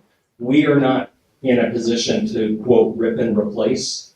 Those relationships are important. About 90% of the times we work within vendor. There are occasions where we will bring you an opportunity where we say, hey, here's another provider who, apples to apples, does the same service exactly. Again, it's up to you. You're always in the driver's seat. Cool. You're in control. Any other questions? Do we need to make a motion to move forward with P3 analysts, or are we to that point? We're not? No, this would be signed agreement. Okay. Excellent. Thank you. Thank you. Yes. I mean, this would just be informed council of incredible resources the city's gonna have. And then Councilman Barrett's comment, we met with Eric 6 months ago, so we really slow played this because we wanted to make sure it would not negatively affect our local vendors. Those relationships throughout the community are critically important. So that is one of the exact conversations we had before we moved forward. Cool. Excellent. All right, next item. Appointments for our different committees. So we have 3 vacancies in the Arts, Parks, and Rec Committee. So I will submit to council tonight individuals that have accepted an appointment and would like to be ratified by the council. First, we have Julianne Richens and Vanessa Oakes for the Arts Subcommittee. And I would submit Sherry Wynn to be a part of the Trails Subcommittee to council. Any questions? Looked like you had something on your mind. Are there any questions, comments on those? All good people, I move we approve. Okay, we have a motion to approve by Councilman Busenbark. I'll second it. And second by Councilman White. All in favor? Aye. Any opposed? Okay, motion passes. And then we have Corey Lane here tonight with us. He's submitted an application to be on the airport board. And we have a vacancy there. And he's been chosen to be presented to the council tonight for ratification. And so would like to entertain a motion for that. Move to approve. Second. Motion by Councilman White, second by Councilman Allen. All in favor? Aye. Any opposed? And Corey, thank you for being here. Do you have any words of wisdom for us tonight? No. Okay. Well, we appreciate you being willing to serve there and plug you into that group. It's a good group. We've made some good progress with the airport, and thanks to our staff and the committee, and look forward to working with you. So, thank you. I'm going to flip this next one because we've had Mr. Kapusti waiting for quite a long time. And so we're going to put you right next on the agenda, John, if that's okay. So we're just going to flip A&L. John is representing the tribal committee, the Ute Indian Tribe, and Zion's Pharmaceuticals. And so take it away. Good evening, council. Thank you for your time. So we started a joint venture, Ute Indian Tribe, with Zion's Pharmaceuticals that do CBD and other projects. The tribe owns a piece of property here in Roosevelt City that we're looking at wanting to build a building there. It's fine, Maverick, if you. Yeah. And so we wanted to bring that to you guys and see what your thoughts were and kind of go from there. But Blake knows way more about it than I do. So his name's Blake Smith, and I'll let him explain more. Okay, Blake, yeah, if you would. Thank you for having me. My name is Blake Smith. I'm the CEO of Zion Pharmaceuticals. I'm also the Chief Science Officer. I currently have one of the 8 cannabis licenses in the state of Utah. My background is bioanalytical chemistry. I worked in pharmaceuticals for most of my career. I ended up moving into cannabis when my daughter was diagnosed with a genetic condition where current medication was not effective for my daughter. We have isolated specific cannabinoids. My daughter's been seizure-free for 4 years. As such, we focus on medicine. We've been friends with COA for a long time, and basically the tribe has been interested in a while coming up with solutions for opioid addiction, seizure conditions, Parkinson's, arthritis, pain, the list goes on and on. And so based on all of that, they got a hold of who we are and said, we think we would like to go ahead and do a collaboration with you. And so I'm here as a cannabis expert, as well as being able to answer any kind of questions that anyone might have around that. And we think that this would be a really good for the basin. Thank you. Any questions? Do we currently have doctors that are prescribing cannabis in this area? So in this area, your number of prescribers are quite low. So the way that the system works is the law has just been passed recently where all doctors can prescribe up to 15 patients. And so the idea was that it would increase the ability for family doctors to be able to prescribe. And so the biggest challenge that has happened pretty much in the entire program is just education for those doctors.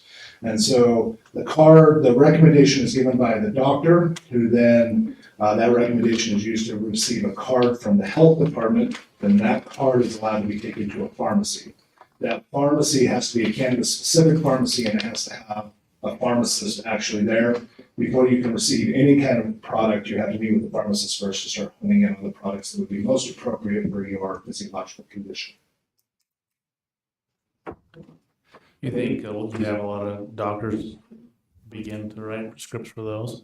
Yeah, so currently when the program first started, it was really interesting. So I was approached as a cannabis expert early on in the process, and asked if I would apply for a license. They estimated the first year of the program to have 6,000 total patients. It ended up with over 24,000 patients. They put everybody on their back heels because nobody had ramped up significantly enough. We're looking at right now, we're over 52,000 card holders now. We suspect that by the end of the year, we'll be closer up to 65 to 70,000. One of the areas that's least served right now is the Basin. And so from my perspective in terms of cannabis as a medicine, the goal is to make sure that people who need it as an actual alternative medicine source have access to it.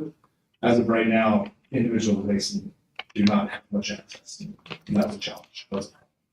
So, what are the plans? Because you mentioned that property south of Maverick on State Street on the west side. What would be the plans? I see here it says together we plan to develop a pharmacy as an industry-leading, sustainable, environmentally responsible method for cultivating and processing cannabis. Are you going to cultivate it there, or what's the? Yeah, so the plan would be you want to gain as many efficiencies as possible. So assuming, of course, we have approval, assuming, of course, everything works out the way that we would like it to go, we would have a small cultivation on site, which has specific security rules, all the things associated with being compliant. Then there's a processing facility that is there, and then they would not literally make the medicine, would be going into the pharmacy side. In the short term, we would build the pharmacy first, and we would fill it with Zion pharmaceutical products and also other products that are done by other vendors who have medical snips, kind of a medical. You mentioned it's a pharmacy, a licensed pharmacist that. Yeah, you have to have a licensed pharmacist who basically is your pharmacist in charge, and they have to oversee all the pharmacy operations. Yeah, I think one of the questions that came up is, you have your CBD, you have your oils and things like that. Some of them are, and then you have THC, so you have THC and then the oils. Would you be distributing THC as well? Or? Yes, that would be the plan. So we, at Zion Pharmaceuticals, we actually do both sides of the business as part of licensure. And so there are many conditions. So I'm just going to speak generally just as an education point. Many people in the industry think that THC fixes everything. Let's be just 100% clear. There's no one plant or molecule on the planet that fixes everything. It doesn't. THC is most useful in two aspects. One, it's helpful for instant onset neuropathic pain. There's a couple conditions where you can't lower inflammation to cause it to be fixed. Somebody's ruptured their femur, for example, right? Lowering inflammation is not going to fix that pain. So THC is an appropriate method to mask pain, and THC will mask in those cases. The other place where THC has some effect is when we look at it. Cannabinoids are medium chain triglycerides, and so they mix with each other very well. So we get higher absorption rates across cellular membranes by having some presence of THC.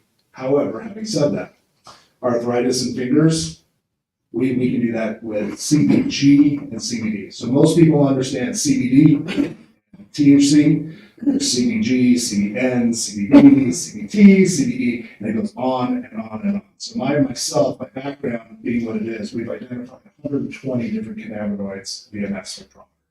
We only know about what 10 of them do. Now, there's a good chance that not all of them do anything, but we think that probably at least 30 or so do, and so we're still trying to figure it out. Studies at University of Pennsylvania, Ole Miss University, University of Sydney, Australia. Are you looking at any other locations, or is Roosevelt where you want to be? We think that Roosevelt, and please correct me, the tribe agrees that they want to have the most access to the residents of the basin. The tribe is willing to do all of this on the reservation, but they think that they want to have this open to get the most people be able to participate. And that's the biggest issue.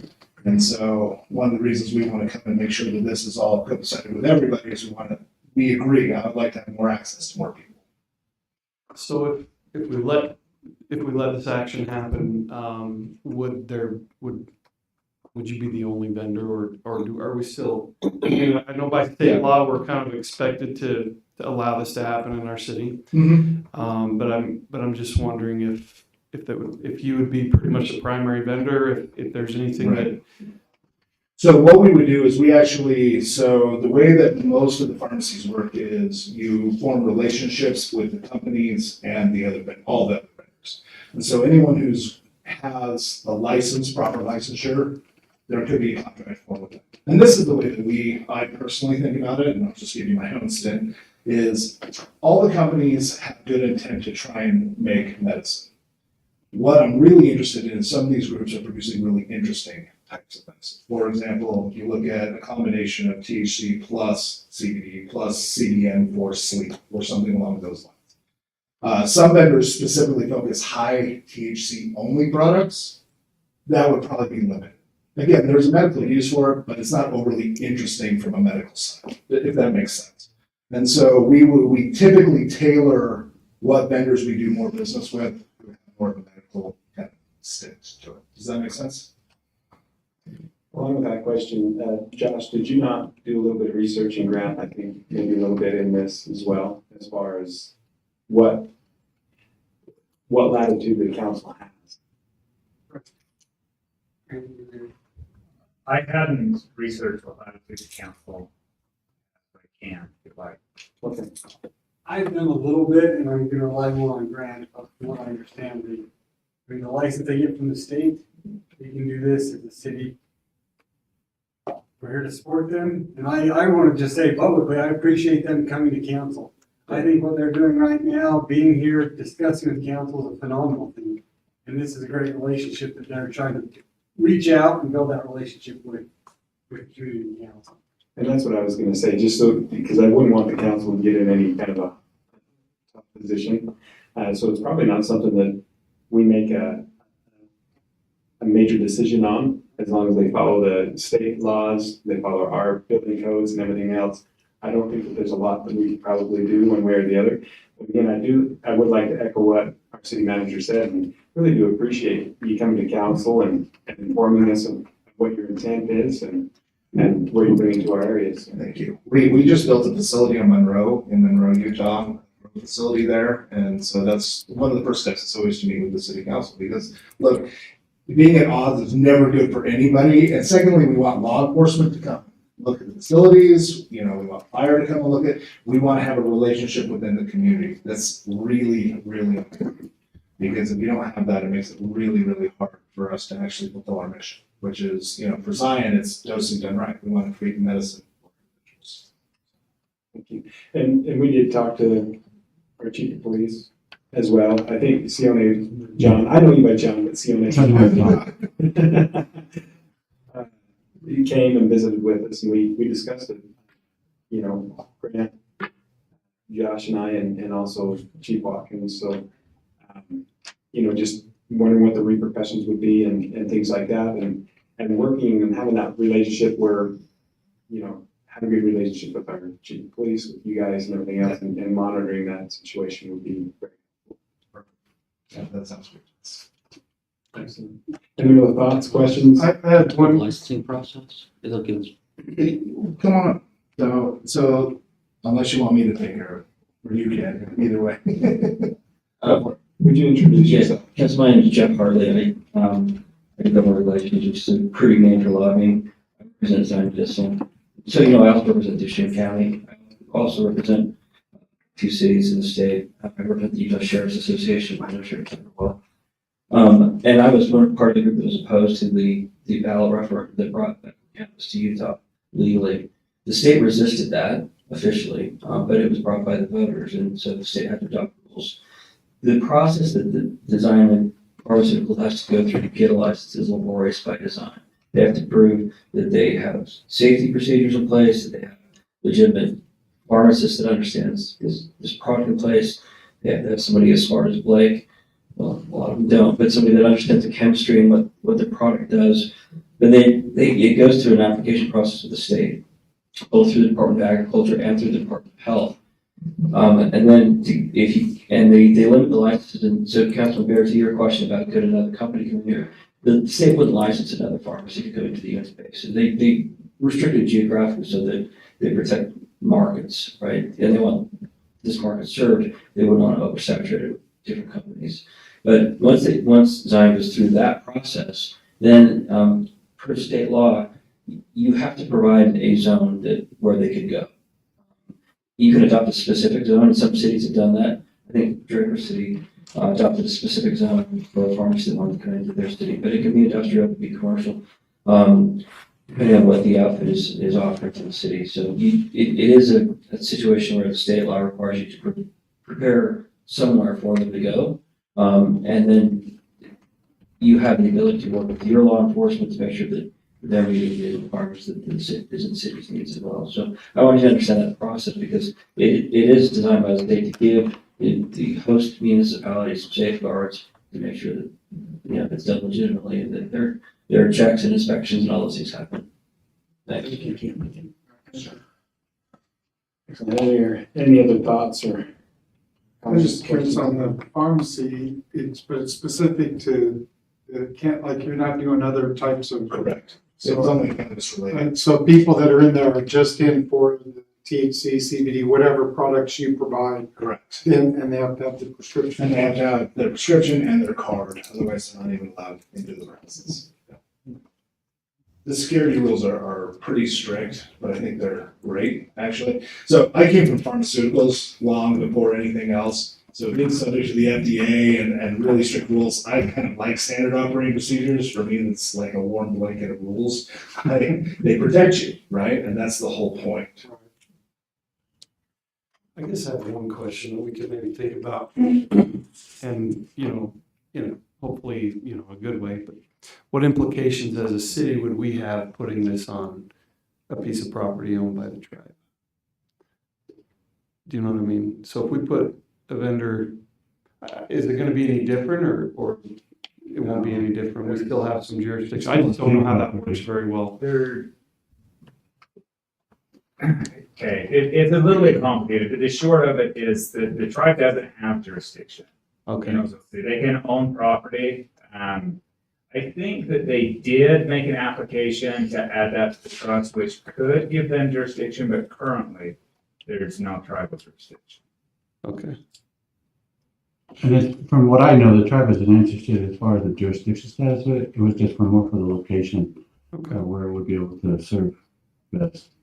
Yeah, I just was unsure because I've never, I just don't, I'm unfamiliar with those kind of laws, but And the tribe does already own different kinds of property in the city, both commercial and residential. And so this isn't an anomaly at all. Okay. One question that did come up, and you may know, we're looking at it from, ramifications on the policing side and things like that and whatnot. But also, tax base. Is there a tax base to this? Is there a benefit to the city to have this here from that standpoint? Right now, the only benefit that's currently occurring is sales tax and property tax. And so that's the only thing that's happening. So some states set this up so they specifically tax marijuana, right? I never call it cannabis, but right, they specifically tax on that. But Utah set it up as a licensure fee system, so we pay fees every year for all of our licenses. Gotcha. And I was just referring more to this. Yeah. The state doesn't send any of that our way if we prove right, they keep it all. They keep it all. Yeah, I mean, we're all friends in here now. I spent $1.5 million in laboratory testing last year. Wow. Yeah, I mean, it's pretty hefty. There's a lot of cost to do this. People think that there's just like money that comes out. It doesn't really work that way, especially if you're trying to specifically target certain types of conditions and things like that. It's not to say that there's not a lucrative side to it, it's not what people think it is. Right. Well, I think we ran you through the That was pretty questions very well. We appreciate that. And so, John Blake, Thanks for coming. Thank you. And like I said, I don't think there's necessarily a decision that needs to be made because obviously if you follow all the rules and regs and things like that, then As things progress forward and we start to open up, I'd love to have everybody come see what we actually do, what actually makes us different. I mean, that's for me is really, really important. So there's lots of ways people can make things, but there's a way you make medicine. And so I'd love to have everybody look, obviously, please do this as well. Check it all out and that's what we're doing. Excellent. Thank you. One thought that I had, things like this, obviously aren't new. They're newer, but they're up and going. I'm sure that there are places you've gone, there have been opposition and people that feel like they don't understand the difference between recreational use and medicinal use type things. But just whatever we can do to help the people that may not be on board with this understand that it is providing benefit like you shared with your daughter. And I'm sure there are other people that if you're aware of the benefits that cannabis has, then I'm sure they're way more on board than people that have no clue and think that it's just a drug. Oh my gosh, you're right. Thank you, Councilor White. My father's a good example of this. He had bladder cancer removed to his colon. Couldn't sleep, couldn't eat. Well, we've isolated the molecule. Everyone always jokes when you have a pot, for example, that you get the munchies or eating Cheetos and stuff. There's an actual molecule that does that. We've isolated that molecule so for cancer patients, we can give them the munchies and we can take away the nausea, the chemotherapy. So my father is gaining weight again. I mean, there's lots of little things like that. I am more than happy to do as many education events as we want to do, inviting as many community things that we would like. That's fun for me in some ways because I'm a believer. You know, when I first started this whole thing, I was not.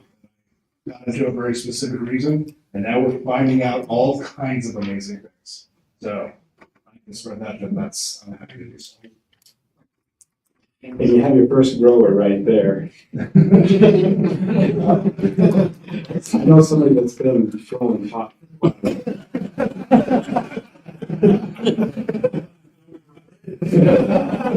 Yeah, I didn't say you just.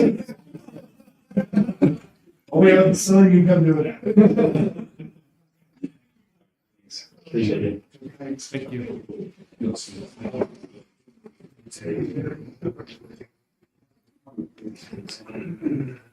All right, let's go back to item K, resolution amending the Roosevelt City House Parks and Recreation Advisory Committee. Grant's got the details on it. And so I'll take a second. These are requests coming from within the Parks and Rec Committee to make some revisions to the resolution. First, if you want to scroll down a little bit, I did make some changes just because we're not creating this from scratch. We're just making amendments to it. That's all you see until you get down to the very bottom of the first page. You can see they have asked to switch the term limits from a maximum of 2 terms to 3. That's the first change. And if you scroll down a little bit more, they had asked that there be some requirements regarding meeting attendance. Their proposal is that members be required to attend 2/3 of the meeting. If they can't be there, they're asking that the chair be given advance notice by the members. If advance notice is not possible, then they would like there to be a requirement that they provide reason within a reasonable amount of time after. And E right there is not a specific request from our Parks and Rec Committee, but it's something that I added that I thought was kind of implied by this request for the 2/3 attendance. But we also put in removal provisions into some of the committees that we formed later and have used the Parks and Rec as a template. So this is catching it up to some degree. They're just saying that the mayor may remove members from any reason or for any reason, including but not limited to failure to attend 2/3 of the meetings, failure to perform the duties which are listed right below that in section 2. And also for failure to maintain positive working relationships with the committee and any city officials, staff, volunteers, or the public. Okay, then C is just me playing with wording because it's hard for lawyers not to do that. When G is the next substantive change, we did have a statement in there which is now J or I. Yeah, saying that they had no authority to spend money essentially, but then we had this budget where money was being set aside for them to use. So we've made provisions for how they're going to use it, and in talking with Rhonda, I realized that the process that's been used for them to spend that money is not really what we would like at this point, but we had given them no direction on how it was going to be spent. So I'm trying to do that through this. But going back up to G, it says the city, it's acknowledging that we have set aside funds for their use. In H, saying that they have the authority to use those funds and kind of laying out the process, which is essentially that Josh will designate a city employee who they come to with a list of what they want. And then that employee, presumably Brock right now, would be the one to make the actual purchases, or to, if it was something like a contract for a performer, that he would be the one helping to get the contract to you guys and ultimately to JR for signatures. If purchase orders, something like that was needed, that would all be done through Josh. And then Josh would also be the one that's responsible for getting any documentation regarding the purchase back to Rhonda. And that, it may be making the process a little bit more cumbersome for the committee, but it's also providing a lot of protection for them and making sure that the city's able to keep the records that we need. And then we did make the amendment to I, just said that they can't spend any other money except for what we were provided for in GMH. And then they also wanted to make some amendments to the notice requirements. This would be on the top of page 3. We had originally required that they provide the recorder with notice of their meetings 10 days in advance. That was, 10 days was chosen based largely on publishing dates for the newspaper and making sure that at any point that they gave, as long as they were 10 days in advance, that the recorder would be able to publish it and give the proper notice. The requirements for the notice have changed. And so I met with Sunshine, who is responsible for getting the notices out right now. She's requesting 7 days just to make sure that she always has enough time to get the notice out. And 7 days actually is exactly what the committee was requesting as well. And then the stuff that's changed below that, obviously updating council member names from when this was created. But then the rest of it is just some wording changes because we're just making some revisions, not creating a committee. Any questions? Basically, bringing us up to speed on what we're doing, and just a few tweaks. One of the things that they were really looking for, the expenditure thing, and also the participation requirement, so that we can make changes and not feel like, those are both really needed. We've had a hard time keeping quorum in that committee for the entire time we've had it, and so it'd be a lot easier for us to move things around as needed. So I guess it's ready for a motion to approve it based on. If you guys are satisfied with it, yeah, it's ready as is. If you want me to make changes, you can make an approval condition on whatever changes you tell me.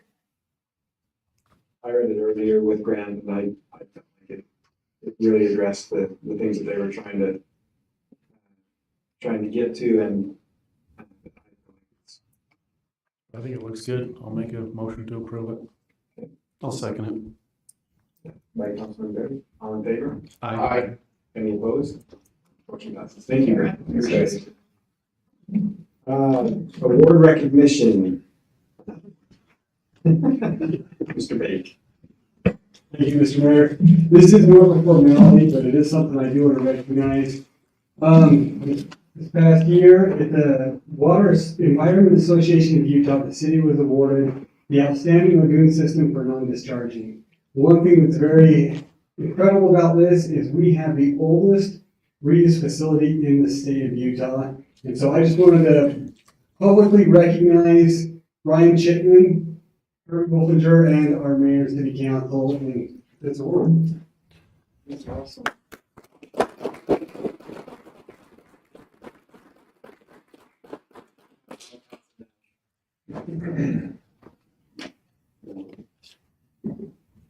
You might as well stay up there. Let's just have you do your report while we're at it. The report you do, the manager report? Yeah. We're there. Isn't that where we're at? No, sanitary survey. Oh. Yeah, I'm gonna let mine do it. Let's do that. Let's do that.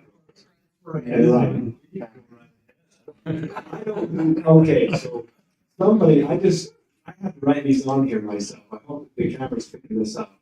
So I've been doing my best to guess, and I'm pretty good. So about 90%. First of all, I want to know if there's something out there to take the munchies away. I have to say that.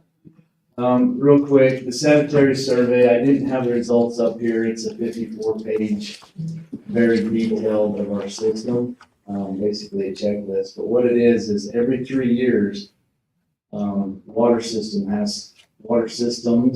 has to go through a sanitary survey. So it's a very detailed inspection of every facility that in every item that our water touches before it gets to the public. So we went through it. It took a whole day to do it, but we checked everything from the source, from the wells, to the pumps, to the screens, to the tanks, to the chlorination building, all the way down to town. In doing that, we had one finding in the middle of the survey. However, we were able to take care of that, and the inspector was able to write that off. So we didn't get dinged with any points, which is good news. So we passed with an A. And just to kind of give you a little bit of the background, how they score it is if you have anything wrong in your system, they will ding you with points. And if you get up to 150 points, the state can shut you down as a water system. So the goal is to have 0 points.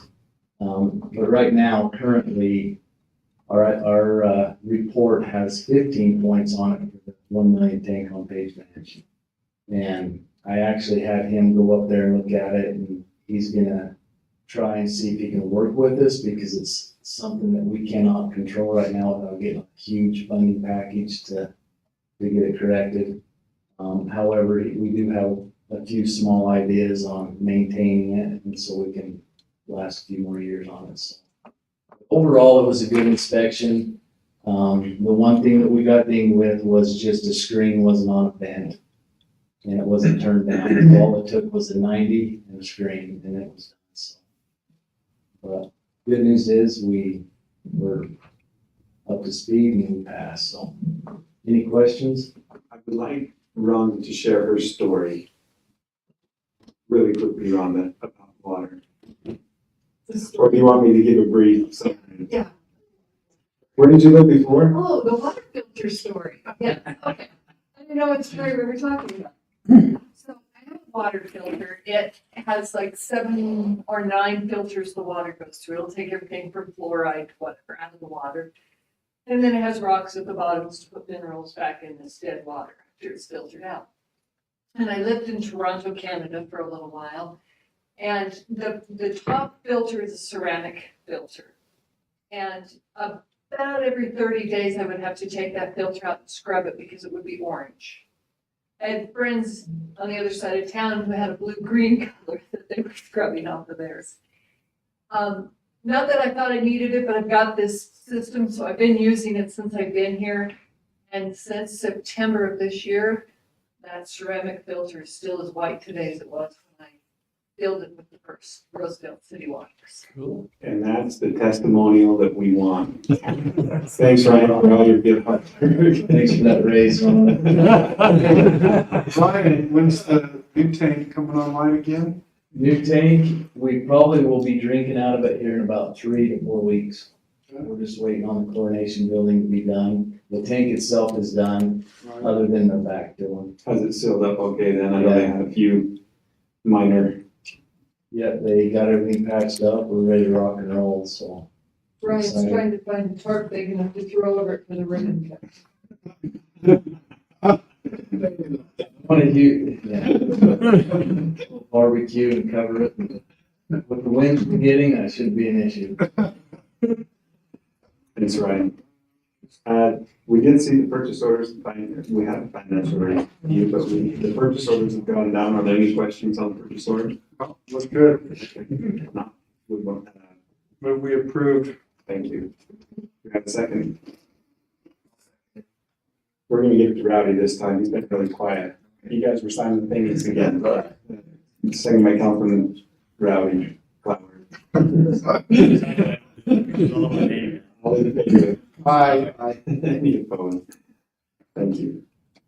Now we'll have our city manager come back up and report. I'll make this quick. I know I've been up here a lot. I just want to briefly mention Ryan. When he brought me the results of the survey that they did, I told him I wanted to present it to council, and he said, no, it's okay, we don't need to. And I really just want to show, I wanted him to show, because that's really a big thing.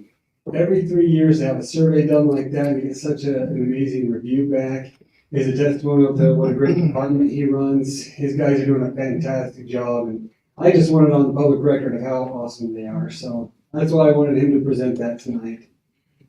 As far as other things, as you've seen, we got a quick preview of some of our CIP applications. This next year is going to be very busy. We have a lot of capital projects for council in the proposal. We've been working on the proposed budget, which we'll be going over here in a couple weeks. One thing I like to do in the city manager report is essentially to brag on the employees, because how great they are. So with that, Rhonda has been incredible, working Saturdays, late nights, getting this budget, going through different things, making sure we have the appropriate money. One thing we did when we met with the staff is essentially we asked for their wish list.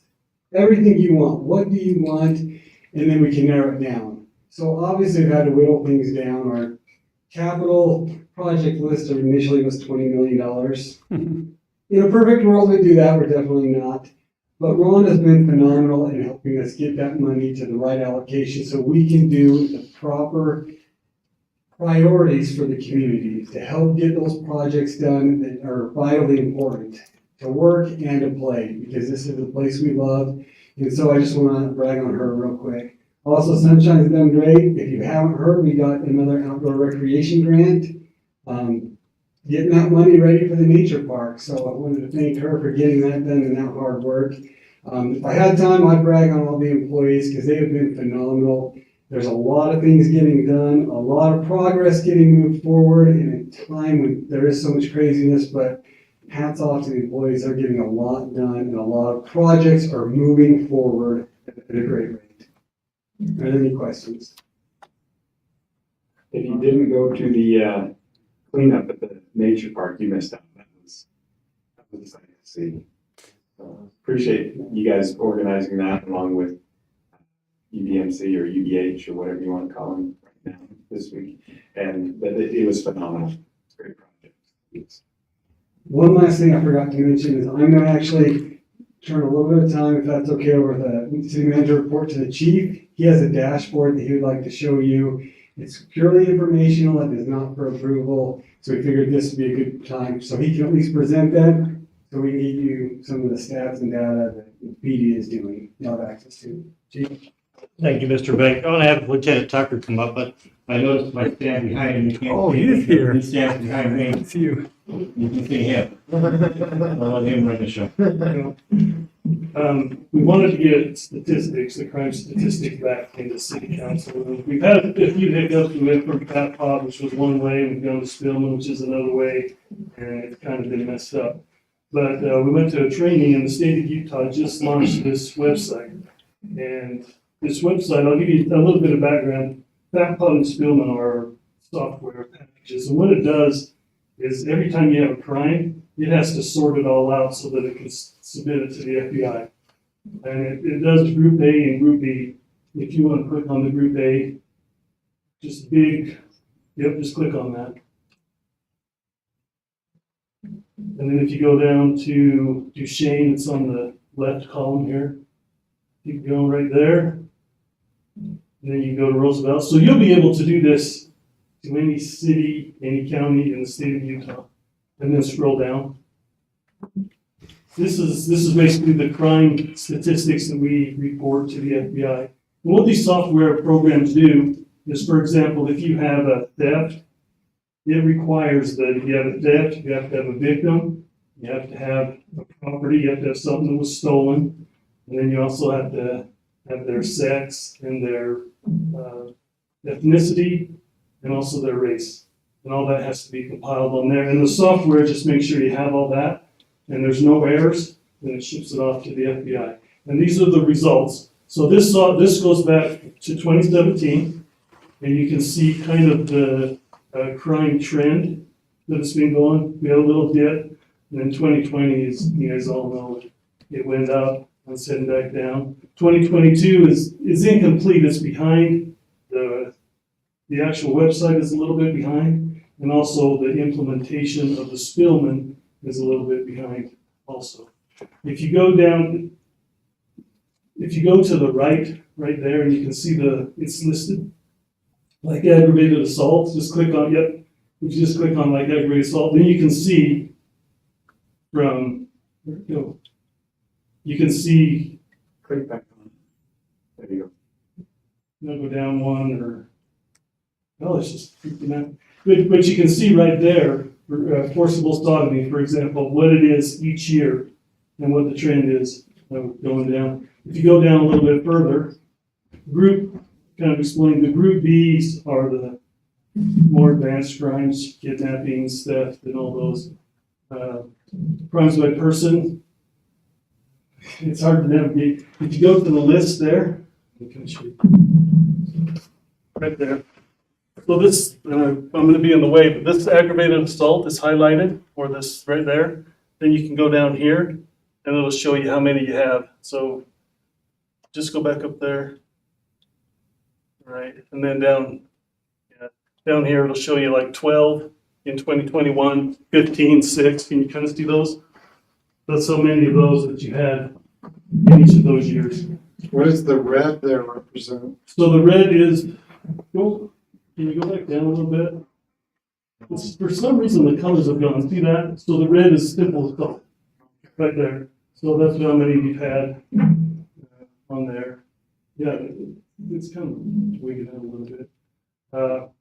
Person crimes by county is the same as by agency. They just set it off to the side. But if you go down a little bit more, I think that the society crimes doesn't look like that's actually working. It's not loading as fast. Not loading. Society crimes are crimes that really don't have a victim. It's like intoxication, disorderly conduct, and those. That kind of covers the Class B. If you go back one, or the Class A's, it's actually it'll be up. It creates a new tab. So go over one right there. Okay. Offenses reported. This is the Class B, and this is the other thing that the software differentiates. You can go back to Duchesne and Roosevelt, and these are only counted if there's an arrest.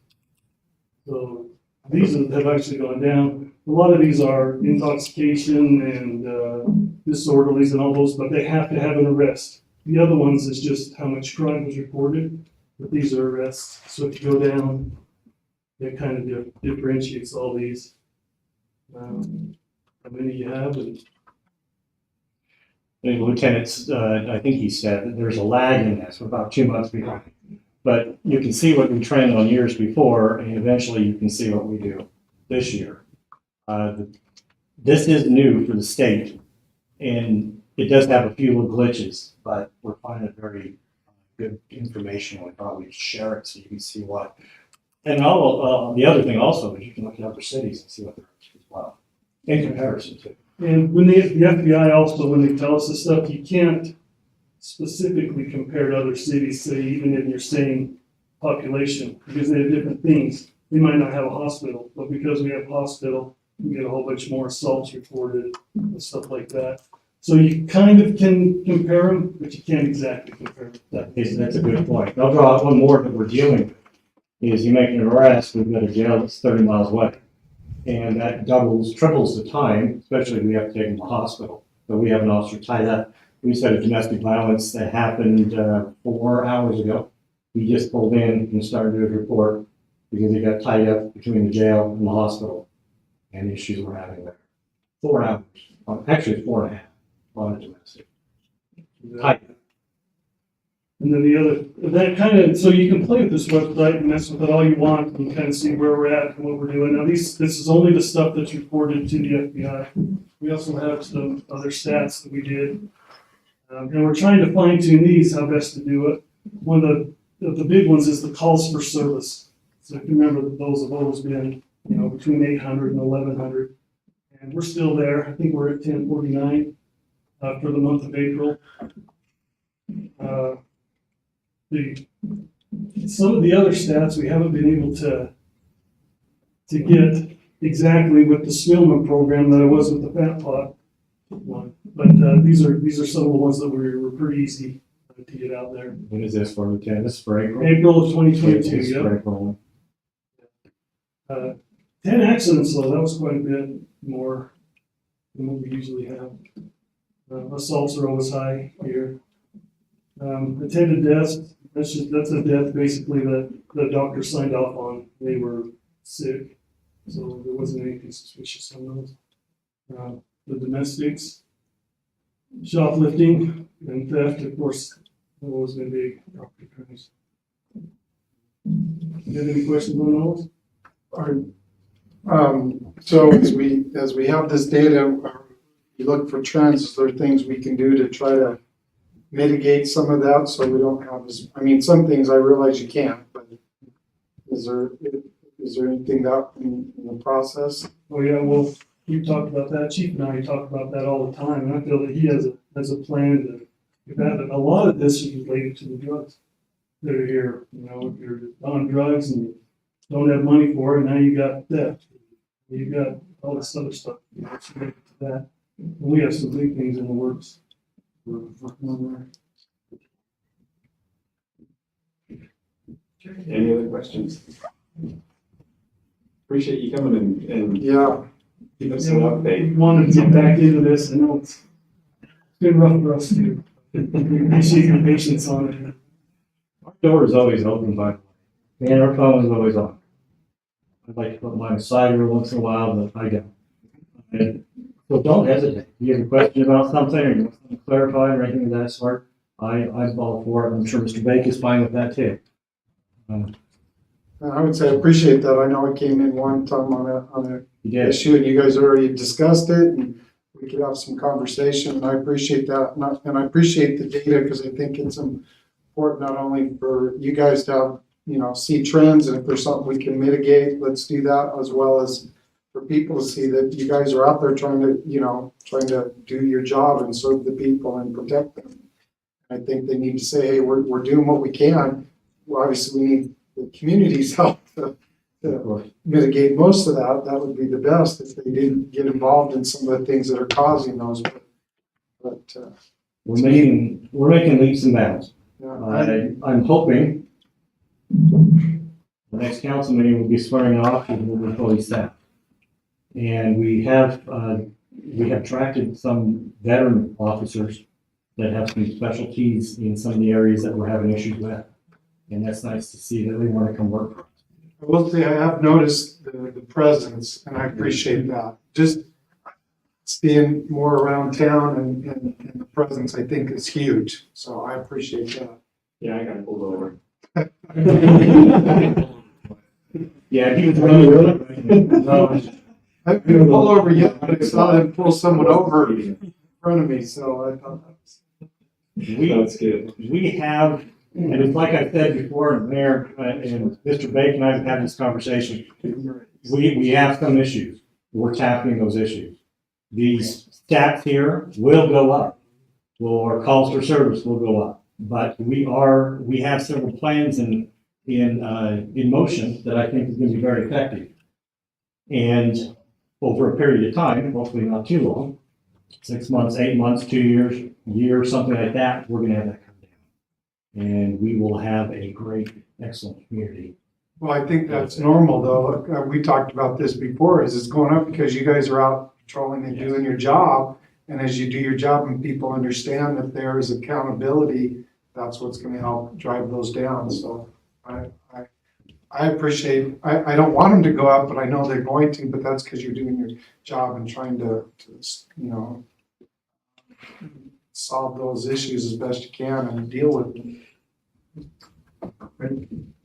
Thank you. I got a great employee of the month to help. Anything else for us, Mr. Bake? Thank you.